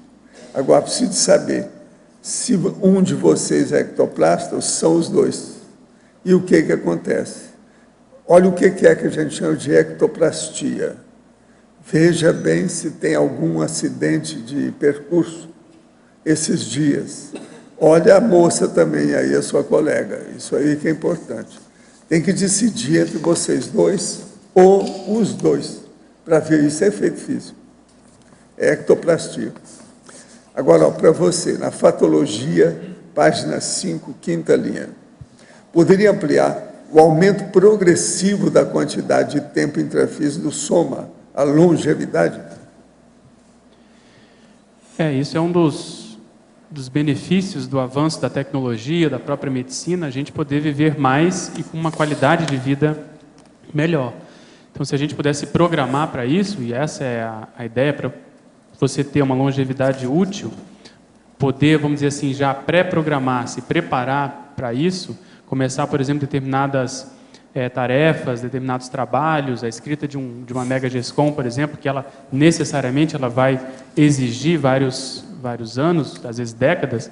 Então, isso é você saber tirar partido do contexto atual da SOCIM, do contexto atual que a gente vive. Na parafatologia, penúltima linha, favor ampliar o fato de a atual vida valer por pelo menos 15 vidas anteriores, em função da mega responsabilidade intermissiva. Essa ideia, o professor Valdo já trouxe em vários verbetes, e se a gente puder aprofundar e saber tirar partido, eu vejo que muito é em função dessa oportunidade que nós tivemos no curso intermissivo. Pelo que a gente já sabe e a gente já discutiu aqui, a grande maioria de nós estamos na primeira oportunidade, na primeira vivência extrafísica, em termos assim mais técnicos, em termos de você poder se preparar com calma, de você poder lidar com ideias mais avançadas, de você ter um nível de desassedialidade extrafísica maior. Então, isso tudo concorre para que a gente tenha uma responsabilidade maior, e principalmente para nós que já conseguimos chegar aqui e recuperarmos essas informações, termos esses cons recuperados. Então, isso faz com que a gente tenha essa responsabilidade e essa vida por esse aspecto, e também porque a gente tende a viver mais, como a gente comentou antes. Então, tudo isso vai fazer com que ela, vamos dizer assim, valha mais. Professor Valdo, na semana seguinte à minha participação no ECP2 aqui em Curitiba, escapei diariamente durante aquela semana de mini acidentes por um fio de cabelo. Estava mais atento a possíveis repercussões. Posso ter sido protegido por alguma para-escolta nesse período? Possivelmente foi, mas agora o mais importante é isso não. Você saber o contrário. O que é que está com você? Tem assédio? Alguém fez algum despacho contra você? Ele é médico, é o médico que está falando isso aqui. Precisa examinar. É lógico que ele teve assistência, mas agora essas coisas não ocorrem assim. Se chegou perto, isso tudo é alerta. Então, chamando a atenção. Pois é. Agora, esse fio de cabelo que ele está falando é aquilo do meu amigo lá do Rio. Se tivesse mais uma mão de tinta, o carro tinha pego no meu. Mais uma mão de tinta no carro teria feito o acidente, entende? Então, isso é que é o fio de cabelo que ele está chamando. Quer dizer, aquilo que passou perto, tangenciou. Agora, ele tem que escolher o que é que se passa com ele. Quem é que você encontrou contato antes. A partir do curso, porque o negócio é o curso, se de ver o que houve. Se atendeu alguém no curso como médico, é o que precisa de ver, porque cada repercussão, a terceira pessoa. Exatamente, nessa semana é crítica. Agora, ao verbetógrafo.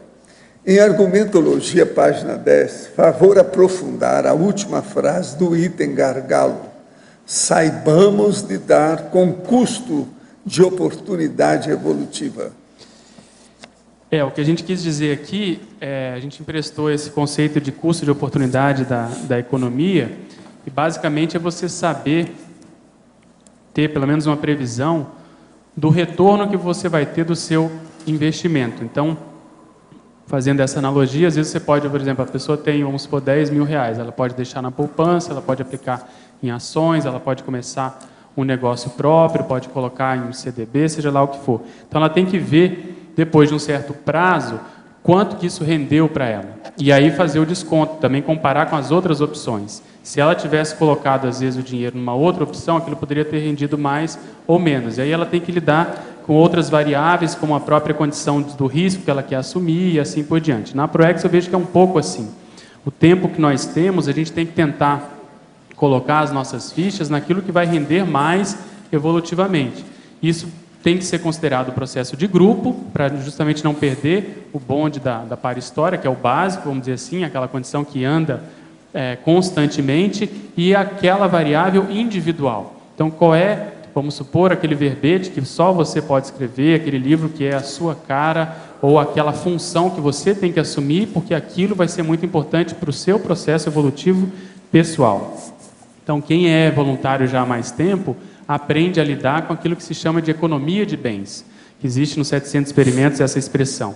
É você saber que várias opções são boas, são positivas, mas existe uma que é mais adequada para o seu caso. Ela é mais prioritária dentre várias opções. Então, você saber o que vai render mais naquele tempo, aonde você vai, por exemplo, voluntariar, qual IC é mais a sua cara, o que tem mais o seu mater pensene. Então, esse exercício de discernimento, eu vejo que é prioritário para todos nós, para que cada um vá se encaixando na sua função mais acertada, considerando o processo seriexológico, e aí a tendência do sinergismo grupal aumentar.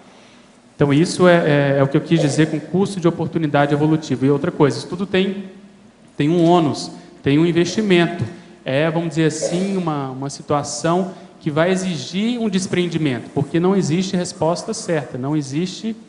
O retorno ele vai vir, mas esse retorno maximizado, ele vai depender muito da própria reflexão, do próprio nível de desassédio, da interação com os amparadores, para que a pessoa faça a melhor escolha. Além disso, vale a pena a pessoa ver em que momento ela se encontra também no voluntariado. Se é um voluntariado mais inicial, e aí, nesse caso, vale a pena a pessoa ter mais experiências, vamos dizer assim, diversas, multímodas, para que ela... Com isso, ela ganhe sinapses, ela ganhe certo nível de imunização, para que mais tarde ela possa ir se especializando no voluntariado. Então, é um paradoxo, porque isso vai depender muito do momento em que a pessoa se encontra. Não dá para a pessoa chegar hoje e já querer fazer uma tarefa específica. Não, pelo contrário. Ela tem que ajudar a IC em que ela se encontra, naquilo que precisa, e conforme o tempo, ela vai preparando outras pessoas para ela ir poder se especializando no nível mais, vamos dizer assim, mais direcionado, mais intenso mesmo. Ô Pedro, Marcelo aqui. Pois não. Você poderia, não sei se já comentou que eu cheguei depois, a prevenção da síndrome do já ganhou por exológico e depois associar com o último antagonismo? Tá. A gente comentou, sim, essa condição en passant, que às vezes você vai... Dentro do voluntariado, dentro da própria ProEx, você vai acertando determinadas decisões, você vai vendo que o seu rendimento aumenta. E eu dei o exemplo do professor Valdo. Mesmo assim, você vê que ele não se contenta com o processo, seja lá com o que ele fez. Já escreveu enciclopédia, por exemplo, vários tratados, e está o tempo todo tendo mega desafios. Então, eu procuro me espelhar muito nisso e fazer uma antecipação. Mesmo eu estando hoje envolvido com aquilo que eu estou, o que será que eu vou ter que fazer amanhã ou depois? Isso faz com que a gente não se acomode. Então, a ideia dessa síndrome do já ganhou é para evitar essa acomodação.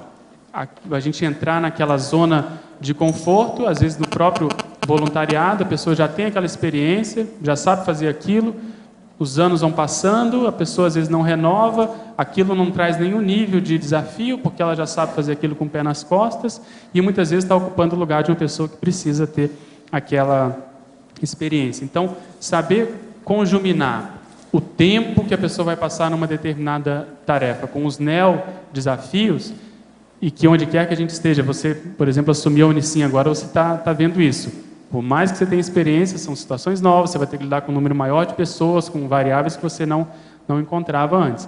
Então, esse é um exemplo justamente contrário à síndrome do já ganhou. A pessoa está disposta a assumir aquilo que o grupo precisa. Entende? Acho que eu comentei que até o último minuto de vida a gente precisa manter isso. É interessante que nessa abordagem que você está colocando, a pessoa ela não vira teto dos outros.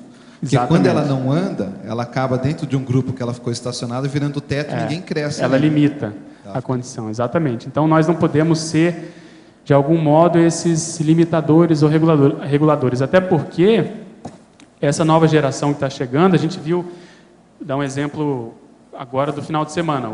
A gente deu um curso acoplamentário com o professor Frederico e o professor Everaldo.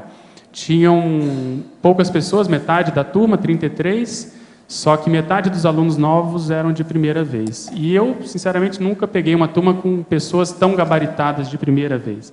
Então, o que eu fiquei pensando? As pessoas estão chegando mais prontas, parece, mais preparadas, até em função da própria tertúlia online. Elas já chegam com o vocabulário dominado, já chegam com determinadas verpons na ponta da língua, que a gente discute aqui. Então, tudo isso fez com que o curso subisse de nível, e a gente, justamente corroborando com o que você comentou. Tem gente que eles acham que os professores deviam me pagar. Porque já é um... Estou trabalhando para eles, acontece, não é isso? Sem Todo dúvida. dia. Indiretamente, direta e indiretamente, agora, isso está acontecendo. Agora, eu já falei, mas eu tive uma resposta quando eles falavam, não, mas vocês estão defendendo o verbete junto comigo, então...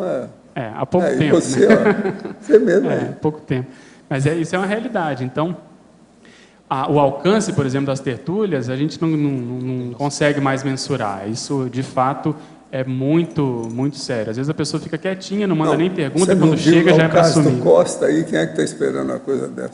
Exatamente. O dicionarista lá, o Lexicólogo. O Sérgio, né? Professor Sérgio. Sérgio Costa. Então, você vê, existem pessoas de olho nos nossos debates, nas nossas ideias, que muitas vezes vão começar a aparecer. E se a gente se fecha, se a gente às vezes se acomoda e, vamos dizer, forma grupelhos ou panelas, a tendência é justamente limitar a chegada dessas pessoas. E o último era o antagonismo. Sim, refém lúcido da autocognição, show solo do egão. Também tem relação com isso. Então, se nós pudermos desvendar, ou pelo menos se interessar mais e priorizar quais são as áreas de conhecimento dentro da conscienciologia, fazendo correlação com a ciência convencional, que nós já nos debruçamos, já nos especializamos, de algum modo já priorizamos no passado, isso tudo a gente tem uma responsabilidade com relação a isso. Então, a pessoa vira um especialista ou tenta atualizar as próprias informações, os megacons, naquele sentido, e principalmente atualizar, quer dizer, colocar aquela verpom, aquela ideia, aquela informação que ela tinha, por exemplo, vamos supor que a pessoa era da filosofia, gostava de estudar a epistemologia, a teoria do conhecimento. Hoje ela vai atualizar isso com o processo da neoverponologia, a megacogniciologia e assim por diante. Então, ela identificar isso significa que ela tem uma responsabilidade para com essa área, ela tem que retribuir, ela tem que escrever verbetes, escrever livros, artigos nessa linha. Só que isso não significa que ela é o tal, que ela é, vamos dizer assim, um dono daquela especialidade. Até a gente comentou isso no verbete antiprotecionismo. Por mais que a gente tenha se dedicado a uma determinada área, obviamente outras pessoas também se dedicaram, e quanto mais pessoas puderem fazer a sua contribuição, dar o seu relato, vamos dizer assim, trocar ideias, fazer esse intercâmbio, melhor para todo mundo, melhor para a própria ciência. Então, eu gosto muito desse antagonismo para sempre chamar a atenção, porque às vezes a gente vai recuperando informações, e isso pode acabar subindo a cabeça. Mas se não houver, ou melhor, se houver sempre essa predisposição ao debate, que é o que a gente estava falando antes, eu acho que a pessoa não entra nesse show solo aí do egão. Ok? Obrigado. Pedro. Valdo. Aqui na fatologia, na segunda linha, de baixo para cima, eu gostaria que comentasse um pouco a respeito da maturidade do geronte na cotidianidade diuturna frente aos altos desafios proexológicos.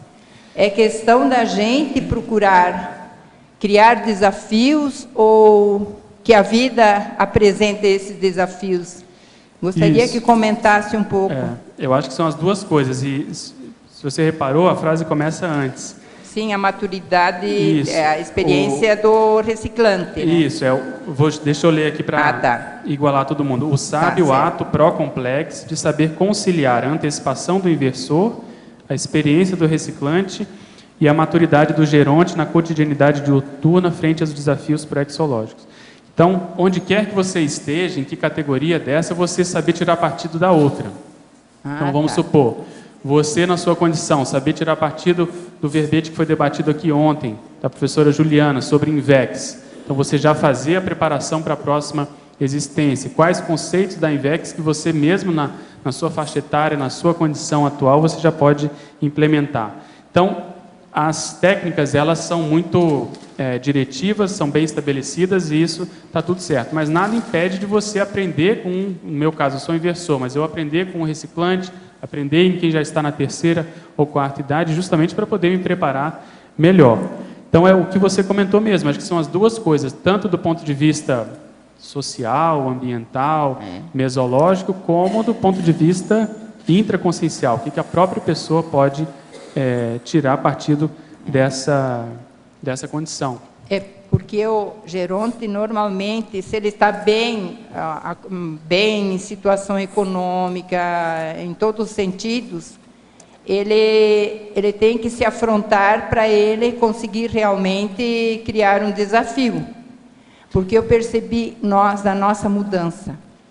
Foi muito forte a questão de muita gente jovem que nos questionaram muito a respeito de como vocês, 2 pessoas de idade, estão deixando todo o conforto que vocês têm, a acolhida que vocês têm, especialmente por parte da família. Vocês estão dando um exemplo, né? Que mesmo nessa faixa etária vocês estão reciclando, é aquilo que a gente comentou, a síndrome do já ganhou não existe para vocês, vocês estão renovando, querendo estar mais próximo das pessoas com as quais vocês se identificam e querendo, vamos dizer assim, dar algum exemplo, alguma retribuição, algum elemento novo na vida de vocês. Sim. Essa renovação é fora de série. Porque realmente eles nos questionavam muito assim, o que vocês estão ganhando com isso? O que é que vocês estão procurando? Agora, a quem vocês querem servir? Foi muito forte assim o nosso desenlace, mas nós visitamos todos os parentes e colocamos o que realmente nós queríamos.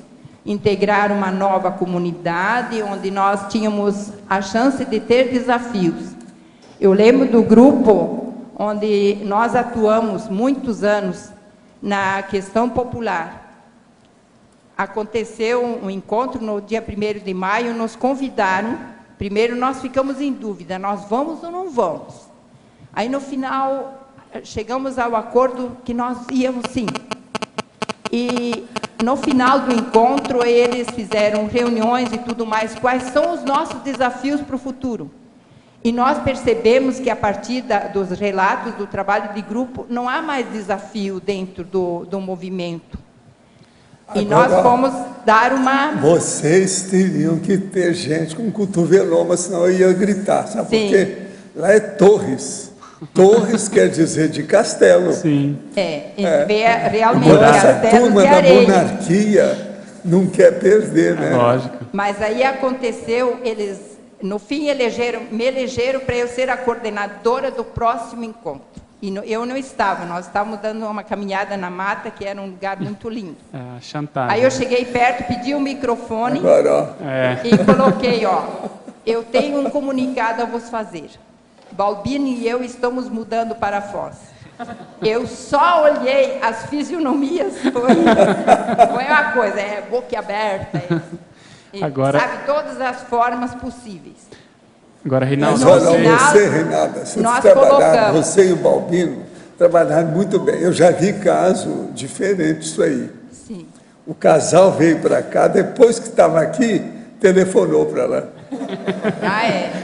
Foi que eles não queriam receber nenhum problema. Mas nós não queríamos deixar nada de... Agora aí a turma de lá pergunta assim, e quando é que vocês vêm aqui agora? Daqui uns 3 meses nós vamos aparecer. É isso mesmo, só em final de agosto. Eles perguntam, né? Sim, muito, muito. Agora, mas foi muito agora, legal. A base é 3 meses depois. Para deixar assentar as coisas. Porque nós deixamos questionamento e eles perceberam. Aí eu falei, não temos nada mais a ver com crenças, nada a ver, nós vamos nos dedicar à pesquisa. Agora, o problema é que você era uma espécie de prefeita lá, né? O problema é esse. É uma referência. Acabou. Bolas era referência em tudo. Agora, Reinaldo, eu acho que você já fez uma maxi-dissidência da religião, agora também fez desse grupo, Karma, né? Isso aí é um exemplo, realmente. Vale a pena você pensar nisso. E, o Balbino, Judacó é mais sério, o Balbino. Foi mais sério ele. Tá certo, muito obrigada. Aí você deslocou torres, algumas torres desapareceram de lá, pelo menos 2. Entende? Lá tem menos torres do que havia antes. Waldo, você falou outro dia aí sobre o líder, de modo geral, você falou que o líder ele tem a tendência ou de estar mais na euforia ou na depressão. É difícil o líder ele acertar, ele ficar mais equilibrado em função do papel que ele exerce. Qual que é o principal motivo disso? Seria um descontrole energético? Porque geralmente ele uma tem falta que estar de domínio, criando coisa nova. E para criar coisa nova, mexe com um processo quase sempre patológico. Levanta poeira. Então cria uma crise de crescimento. Mas daí... Se aquilo for artificial, o negócio vem em cima dele. Aí ele entra em depressão. Como assim artificial? Se for artificial, se for uma coisa que não funcionou bem, não se adaptou, faltou um pouco mais de, vamos dizer, as possibilidades da praça, do ambiente, a condição, o povo. Então, ele aí entra em depressão, porque não correspondeu todo o esforço que ele fez. Agora, se ele obtém esforço e chega num triunfo, ele entra em excitação. Então, às vezes, esse camarada, ele é bipolar. Mas isso aí é uma falta de domínio energético também. Mas olha, um bom número de líderes tem esse perfil. É só observar. Mas e como... Então, por exemplo, todos aqueles que eram muito perturbados, se houve uma perturbação maior, ele se sai melhor do que aquele que é... Isso é o povo que acha, os psiquiatras. Ele se sai melhor do que aqueles que são mais certinhos. Você está entendendo? Mais equilibrado. Agora, eu tenho uma terceira posição. É o cara equilibrado em qualquer posição. Então, isso a psiquiatria ainda não conhece esse povo. Eles não dão valor para isso. Agora, tem livros sobre esse povo, falando sobre isso. Principalmente os líderes políticos. Sim. Entende? E o que falta para ele acertar para um líder desse... Falta ter essa conjugação de equilíbrio permanente para não ficar nem deprê e nem superexcitado. Ele ficar no meio ambiente, no meio da situação. Em média, os virtus est, quer dizer, a virtude está no meio disso. Ele tem equilíbrio, tanto numa condição quanto na outra. Não tremer, aquilo que eu falo. Entende? Observa que você vai ver. Agora, tem que ler livros para ver. Agora, se for pela psiquiatria, a psiquiatria acha que a maioria de líderes são tudo doido. Porque eles não estudaram psicógrafo. O psicógrafo é da psicologia. Agora, na psicologia, os americanos, junto com o povo lá, eles tiraram o negócio e desativaram aquilo, não falaram mais no assunto. Porque senão, você pensa bem se levar um estudo de levantamento psicológico dos líderes do Senado do Brasil. É aquilo que o Losch fala. Se gritar, pega ladrão, não fica um. Transforma tudo no manicômio. Entende? É a mesma coisa. Internar todo mundo. Vai internar todo mundo. Vai. Então, tem uns que você vê... Olha, às vezes, na televisão, aquele canal do Senado. Olha as caras dos caras na hora que estão. Você vê pelo jeito. Cachorro doido. Cara de cachorro louco. É aquilo que você fala da pessoa saber encenar na hora que precisa, ter veemência, mas não perder a... É o que eu tento fazer com a minha vida. Eu não sou bom nisso, mas eu, pelo menos, sou consciente e faço. Então, por exemplo, eu posso ficar veemente aqui para mostrar a coisa, mas não tenho adrenalina. Entende? Meu coração não dispara com isso. O problema desses aí, eles fazem isso e não sabem voltar. E isso é histrionismo, eu sou histriônico. Por isso que eu falo que eu sou o bobo da corte, né, da conscienciologia. Entendeu? É o bufão, chama isso. É o cara que fala a verdade para o rei. Agora, o rei são vocês, rei e rainhas. Hoje de manhã mesmo eu falei rainha, princesa e cortesã aqui. Professor. É isso. Aqui no B. Na página 49, no item 8, você coloca que as consciex das centrais e das parapsicotecas foram parapreceptoras. Explica melhor essa relação da tarefa de parapreceptoria com a central e com a parapsicoteca. O caso é o seguinte, eles têm que estudar muito, eu não estou falando estudar do ponto de vista intrafísico nessa dimensão respiratória, não é isso? Eles têm que estudar muito o problema geral, multidimensional do cosmos.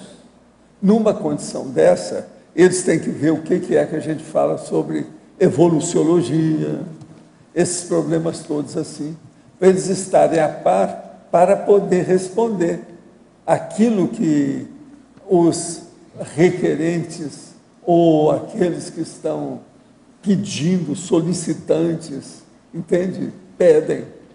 Então, para isso, são pessoas que são professores, que sabem responder a todas as perguntas, igual aquilo. Por exemplo, foi disso aí que eu tive a inspiração de fazer o curso das respostas. O curso das respostas nada mais é do que a maioria dos meus processos de tertúlia aqui.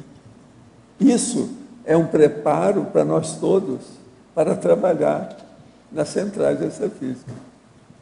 Você entendeu? Agora eu vou ler aqui para o povo entender o que é.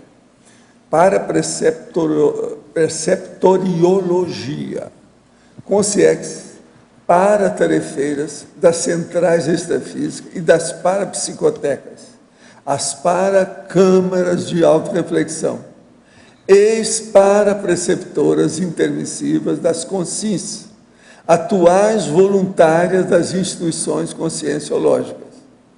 Então, veja, muita gente já trabalhou lá, vai chegar para cá, e deve ter gente aí no meio que mexeu com isso. Mas essas consciegas era como se fossem orientadores, né? É. Mas elas chegavam a ser professoras de curso intermissivo ou não? Não, eu acho que ainda não chegou nesse ponto, não, mas já chegaram perto. Então, por exemplo, deve ser esse povo que tem uma turma para ir numa determinada comunex, em determinado lugar. Entende? Líderes esse processo volitativos. Líder volitativo. Um líder de Equipex, aí deve ter, né? Eu penso que tem.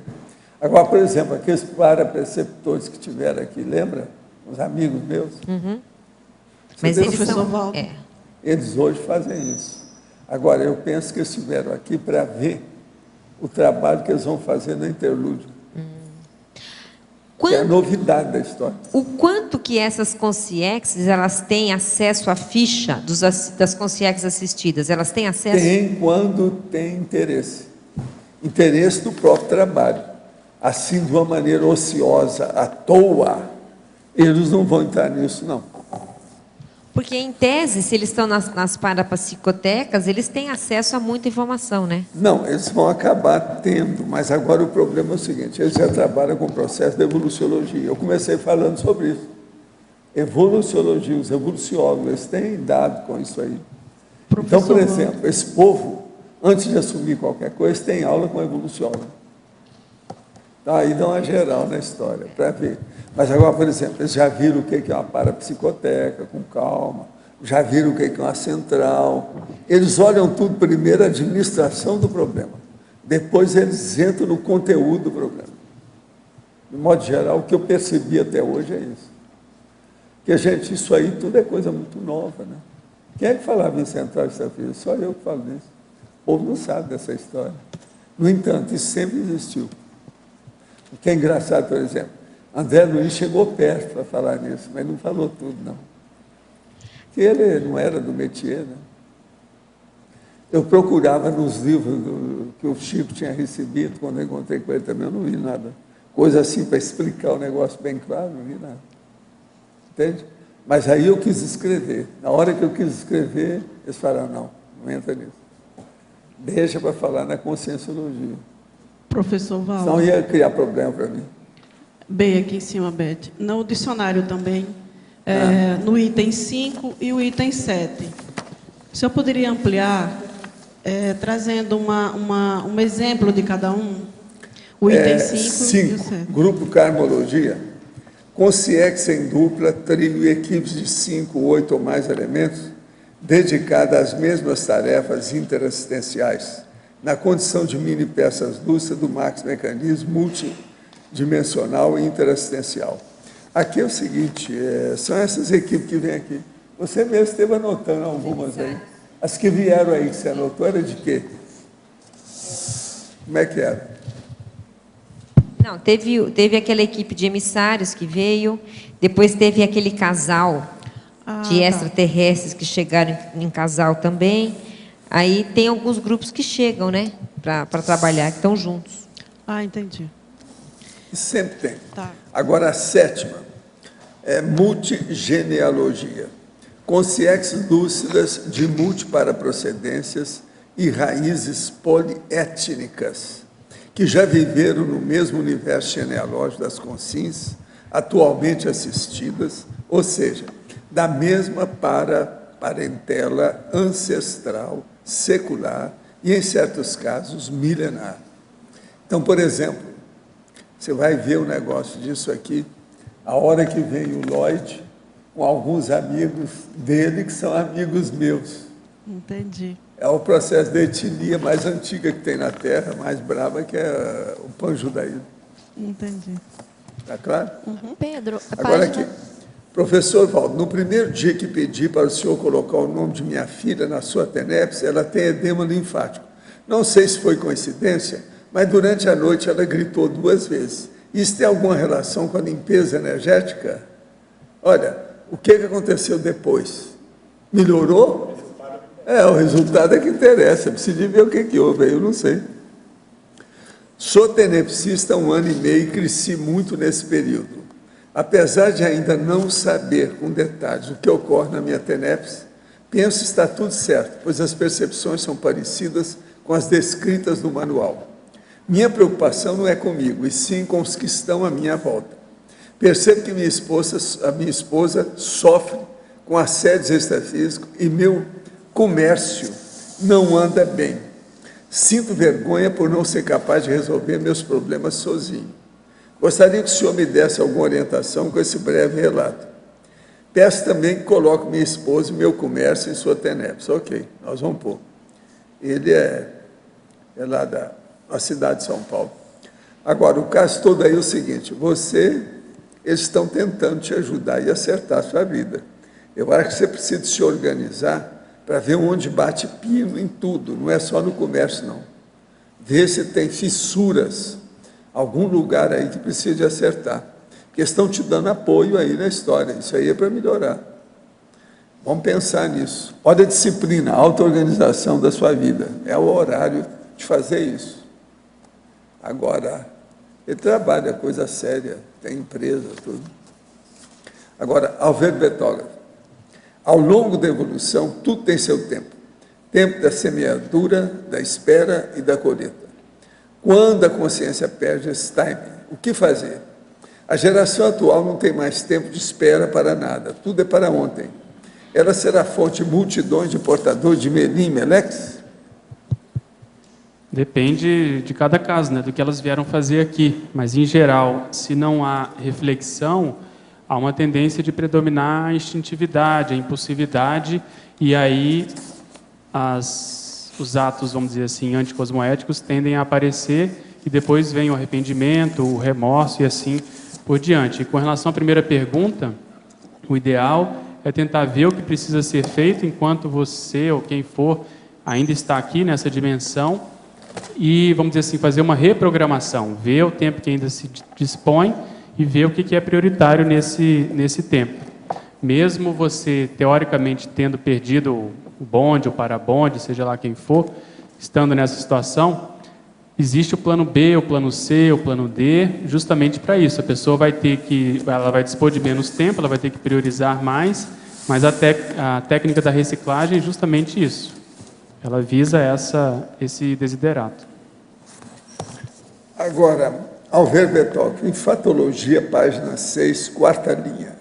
Poderia aprofundar o hábito de se vender o próprio tempo e a supervalorização patológica do tempo? Exatamente, essa foi a primeira pergunta da tertúlia e é o que normalmente se valoriza hoje na sociedade. Por trás da venda da própria força de trabalho existe, na realidade, a alocação daquela personalidade, daquela pessoa, daquele trabalhador naquela função. E eu comentava que a maioria das pessoas que não estão satisfeitas com o próprio trabalho, com a própria função, gostariam de estar empregando o próprio tempo de uma outra maneira.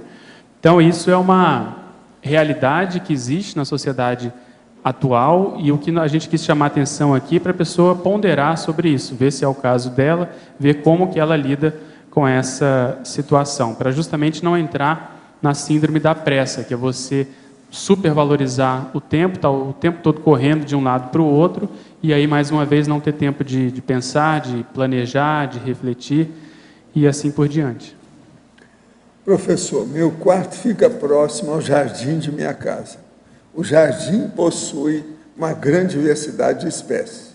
Gostaria de saber se há plantas que interferem negativamente na prática da TENEPS. Que tipo de planta devemos ter em nosso jardim?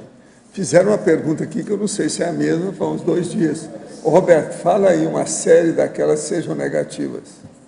Ô, Antônio, se você puder, eu quero conversar com você depois da tertúlia.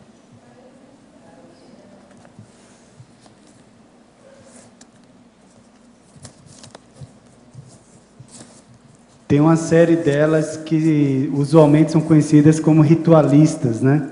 Então a pessoa pode aproveitar, tem livros, tem sites falando das plantas ritualísticas. Por exemplo, a espada de São Jorge, que foi falada essa semana, comigo ninguém pode, a ruda. Então, só pelo estigma que elas têm dessa tradição e o tipo de uso onde são aplicadas, essas plantas já mostram que não merecem muita proximidade dentro dos nossos trabalhos com bioenergia. Então, vale a pena a pessoa fazer uma listagem e aí qualquer coisa manda para a gente aqui que a gente dá uma orientação ou troca uma ideia mais especificamente. Tá? Mas são inúmeras plantas, tem livros sobre isso. Por exemplo, flor de papagaio, aquelas unha de gato. Unha de gato. São coisas que são assim que eles fazem até cerca para evitar que o povo invada o ambiente. Isso tudo aí é bom evitar. Pinhão roxo. Negativo. Pois aquelas que têm veneno e que servem para fazer tinta, tem várias delas. Sim, urucum. Urucum, por exemplo, é uma delas. Então, isso tudo é bom evitar. Não é um ambiente adequado, hein? Pois é, a ruda. Agora, tem aquela célebre da literatura, uma que chateia todo mundo, como é que é? Urtiga. Urtiga. Vamos julgar você numa plantação de urtiga, tá certo? Isso aí. Se alguém não sabe, é só falar com a gente, nós vamos arranjar uma plantação e julgar a pessoa. Ela saber como é que é. Pedro, página 9. Isso tudo pode ajudar, né? Alô? Página 9, cosmovisiologia. Pois não. Teria como você expandir esse item 6, ele inteiro, o cronointermissiologia? Fala sobre cada um desses itens que você usou no exemplo também. A ciência dedicada ao estudo dos efeitos da variável tempo sobre a permanência da consex no período intermissivo. Por exemplo, o tempo e a qualidade da intermissibilidade pessoal. Então, isso... existe uma relação normalmente íntima entre a permanência no período intermissivo, por exemplo, quantos anos a consex passa lá, e o nível de interprisão que ela tem. Muitas vezes, quanto maior a interprisão, muitas vezes em função da necessidade de estar mais próxima daquele grupo com o qual ela tem essa interprisão, ela às vezes não consegue passar muito tempo na interprisão. Isso de modo geral. Quando a consex é mais lustra, ela já está um pouco mais liberta, mais, vamos dizer assim, livre dessas amarras, ela tem a possibilidade justamente de fazer um planejamento maior, ela consegue ter uma visão de conjunto maior e há uma tendência dela passar mais tempo na intermissão. Por exemplo, pegando o caso do professor Valdo do Zéfiro. Então, foram mais de 2 séculos que ele passou na intermissão, justamente preparando essa existência. Então, de um modo geral...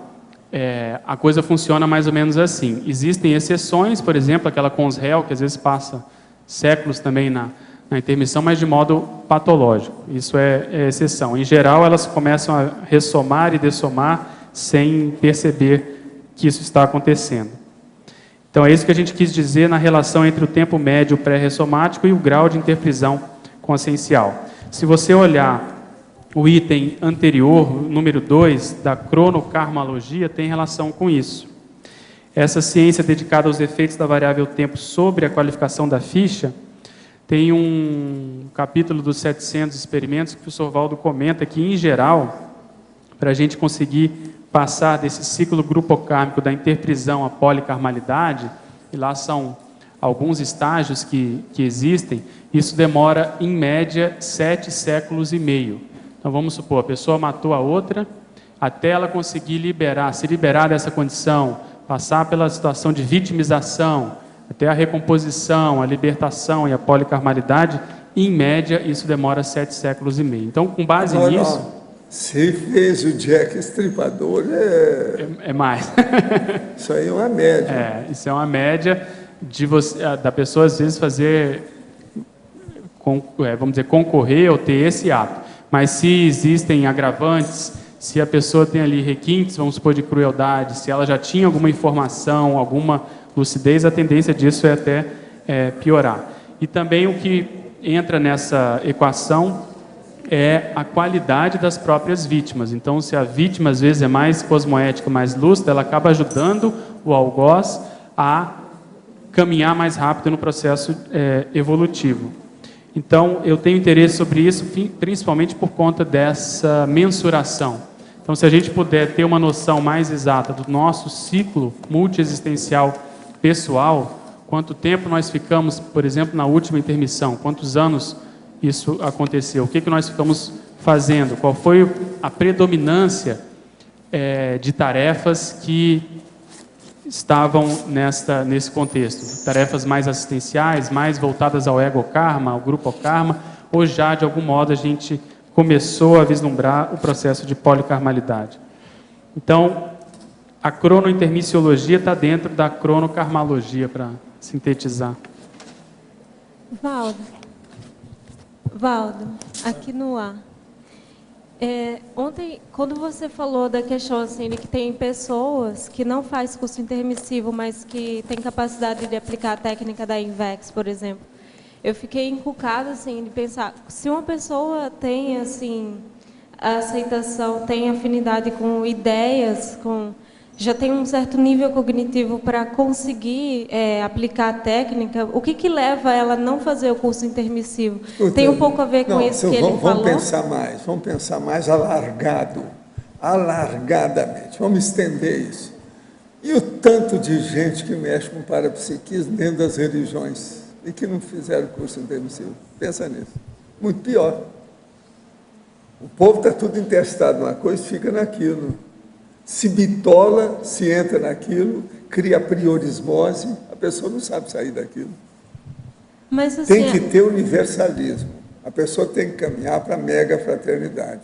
Se ela ficar bitolada com uma facção, alguma seita, uma iniciação que é fechada, você está entendendo? Aí torrou tudo. E é o que acontece há milênios com a maioria aí. Inclusive a gente era assim. A gente escapou. Quer dizer, essas pessoas, às vezes, elas não vão ter muito fruto, né? Porque em algum momento a técnica vai bater na cabeça dela. Boas, elas já teriam visto com discernimento o universalismo da mega fraternidade. Se não vira, porque é bicho. Então, elas estão aí querendo se transformar em santa, é o que as religiões arranjam. Elas arranjam vamos dizer, a cenoura das éguas, para as éguas, para a égua correr.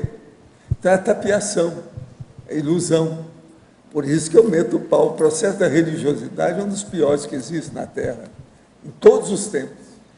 Agora, chegou a hora que a gente tem que enfrentar isso, a maturidade da Terra. O caminho agora é a extinção da religião. E você veja, nunca houve tanta gente materialista metendo o pau na religião. Gente, quiseram até segurar o Papa, pela primeira vez eu vi isso na minha vida inteira. Processar o Papa que ia lá na cidade que eles não estavam querendo que fosse no país, na Inglaterra. Isso aí mostra que já era. É o princípio do fim.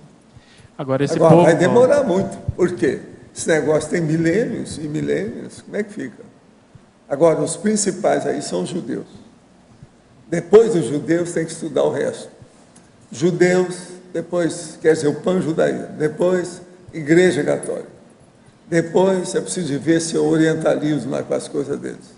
Depois vão ser os muçulmanos, os islâmicos, e por aí vai. Depois vem essas seitinhas que tem por aí afora. Agora, isso é duro.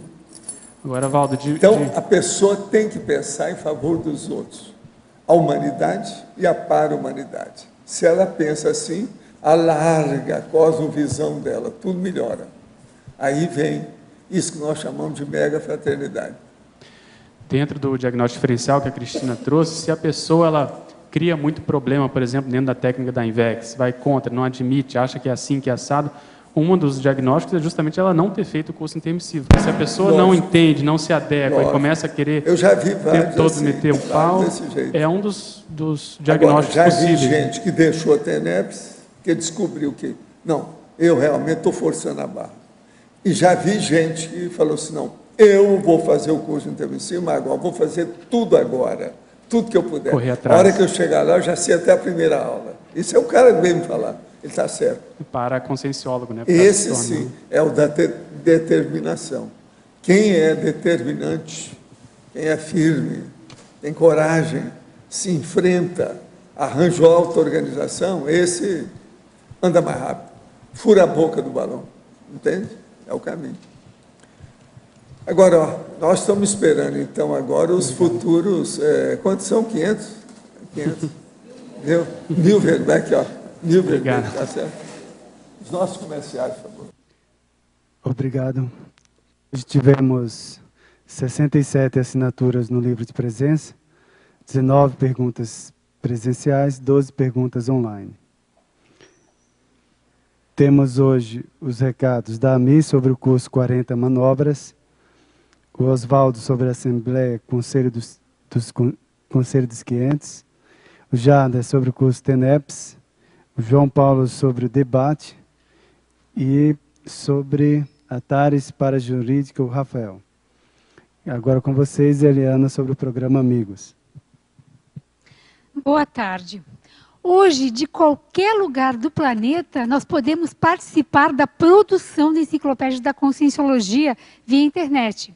Você pode participar assistindo às tertúlias diariamente, você pode participar do curso de herbetografia à distância, você recebe as orientações, as revisões dos revisores quando você manda o seu verbete à distância e, melhor ainda, você apresenta o seu verbete de qualquer lugar do planeta via Skype, via internet. Tudo isso, toda essa estrutura, ela é mantida em grande parte com os recursos do programa Amigos da Enciclopédia. Então, veja a importância disso, você que é teletertuliano, que é um verbetógrafo à distância, e aumente e reforce o seu vínculo consciencial com a enciclopédia, se tornando amigo ou renovando a sua inscrição. Entre em contato com o CAEC 45 35 25 26 52, diariamente das 8 às 18 horas. Muito obrigada. Olá, eu estou aqui para convidar a você a participar do próximo curso 40 Manobras, que ocorre no mês de julho, no campus do CAEC, em Foz do Iguaçu. Eu recomendo esse curso para aqueles que não têm muita experiência da Conscienciologia, por ser um curso sem pré-requisito, bastante prático e divertido, inclusive, em cima de dinâmicas interassistenciais. Eu recomendo esse curso para quem já tem experiência na Conscienciologia, para compreender melhor como está o seu domínio energético, poder avaliar o seu desempenho nesse aspecto. E para aqueles que já fizeram o curso 40 Manobras, eu também recomendo repetir o curso, para você poder estar comparando como é que foi o seu upgrade depois do curso e refinando alguns pontos que no primeiro curso você nem teve tempo para reparar. Lembrando sempre da qualidade do nível da equipe extrafísica especializada na questão da energia. Em particular, no mês de julho, o curso vai acontecer em 2 ocasiões, dia 9 a 12 de julho e dia 13 a 15 de julho. Nas 2 ocasiões, logo em seguida, ocorre um acoplamentário. Essa é uma das vantagens de fazer o curso 40 Manobras no campus do CAEC. É você poder usufruir desse sinergismo de mais de um curso desse nível ocorrendo assim seguido, né? Então você numa única viagem aproveita e já faz os 2 cursos, o 40 Manobras e o acoplamentário. E se você tiver um bocadinho mais de tempo, eu também recomendo fazer o História do Parapsiquismo, que ocorre 6, 7 e 8 de julho. Aí você tem o pacote completo. As inscrições são feitas na recepção do CAEC, telefone 45 35 25 26 52. Obrigada e até lá. Boa tarde. A Comissão de Gestão do Conselho dos 500 informa a todos vocês que no próximo dia domingo, 24 de junho, às 15 horas, no discernimento, será efetuada a próxima Assembleia Geral dos Conselhos dos 500. Nela temos a seguinte pauta. Ponto 1. Proposta de alteração do mandato dos conselheiros da Comissão de Gestão. Ponto 2. Eleição de 5 novos membros para o Conselho dos 500. Nesse sentido, justamente necessitamos a presença de todos vocês para a eleição desses 5 novos membros. No ponto 3, a Comissão de Segurança da Cognópole Foz fará uma apresentação dos trabalhos desenvolvidos até a presente data. E, por último, no ponto 4, temos uma proposta de organização do curso sobre consciência política, tendo como público-alvo a CCCI e os cognopolitanos. Muito obrigado. Boa tarde, pessoal. Eu gostaria de fazer um convite àqueles que não querem perder tempo, haja vista que o verbete de hoje foi sobre tempo proessogênico. Então, para aqueles é um curso também que é direcionado àqueles que querem investir mais em autoconhecimento, em desenvolvimento parapsíquico, em autodefesa, enfim, em aproximar-se dos atributos relativos à multidimensionalidade. É o curso de TENEPS, que vai acontecer dia 24 de junho, ali no discernimento, na sala da CIP, tá? E onde você vai poder investir e tirar todas as suas dúvidas a respeito dessa técnica que é avançada, né? E é um curso que é direcionado para quem não é tenepsista, para quem deseja conhecer mais sobre essa técnica, para aquele que está de primeira vez, que nunca ouviu falar de Conscienciologia, mas tem interesse em desenvolver ciência, aprender mais sobre assistência. Se você tem afinidade com assistência, se isso é um valor para você, se você vê como algo prioritário dentro do seu tempo de vida nesse planeta, então vale a pena investir nesse curso, tá? O curso vai acontecer, de novo, dia 24 de junho, a partir das 8h30, lá na sede da CIP.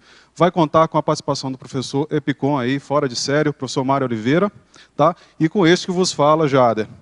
E as inscrições podem ser feitas pelo telefone 21 02 14 21 ou o 40 53 98 18. Muito obrigado, boa tarde. Boa tarde. Hoje eu venho fazer um convite sobre os debates do CAEC, que acontecerão nesse fim de semana. Primeiro, o debate de sábado. Vai acontecer uma parceria da Apex com a Conscius e o CAEC. Vamos estar falando sobre conscienciometrologia e proexologia. É uma palestra online, que o acesso é pelo site da Apex, www.apexinternacional.org.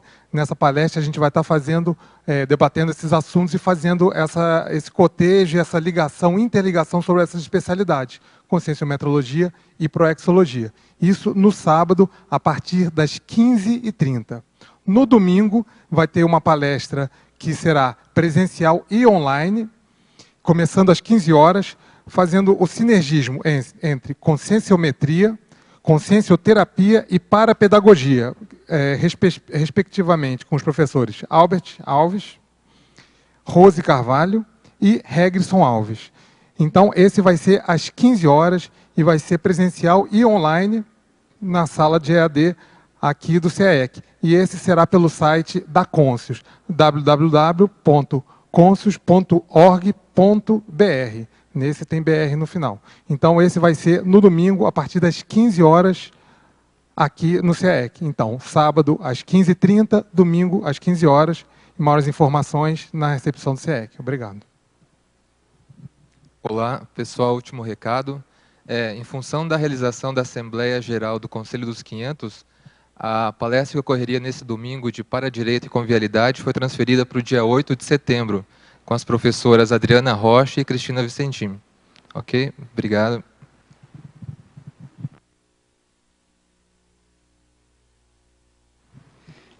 Para amanhã teremos o verbete autodisponibilidade itinerante. A especialidade é autopriorologia, de autoria do professor Marcelo Silva. Obrigado pela sua presença e até amanhã.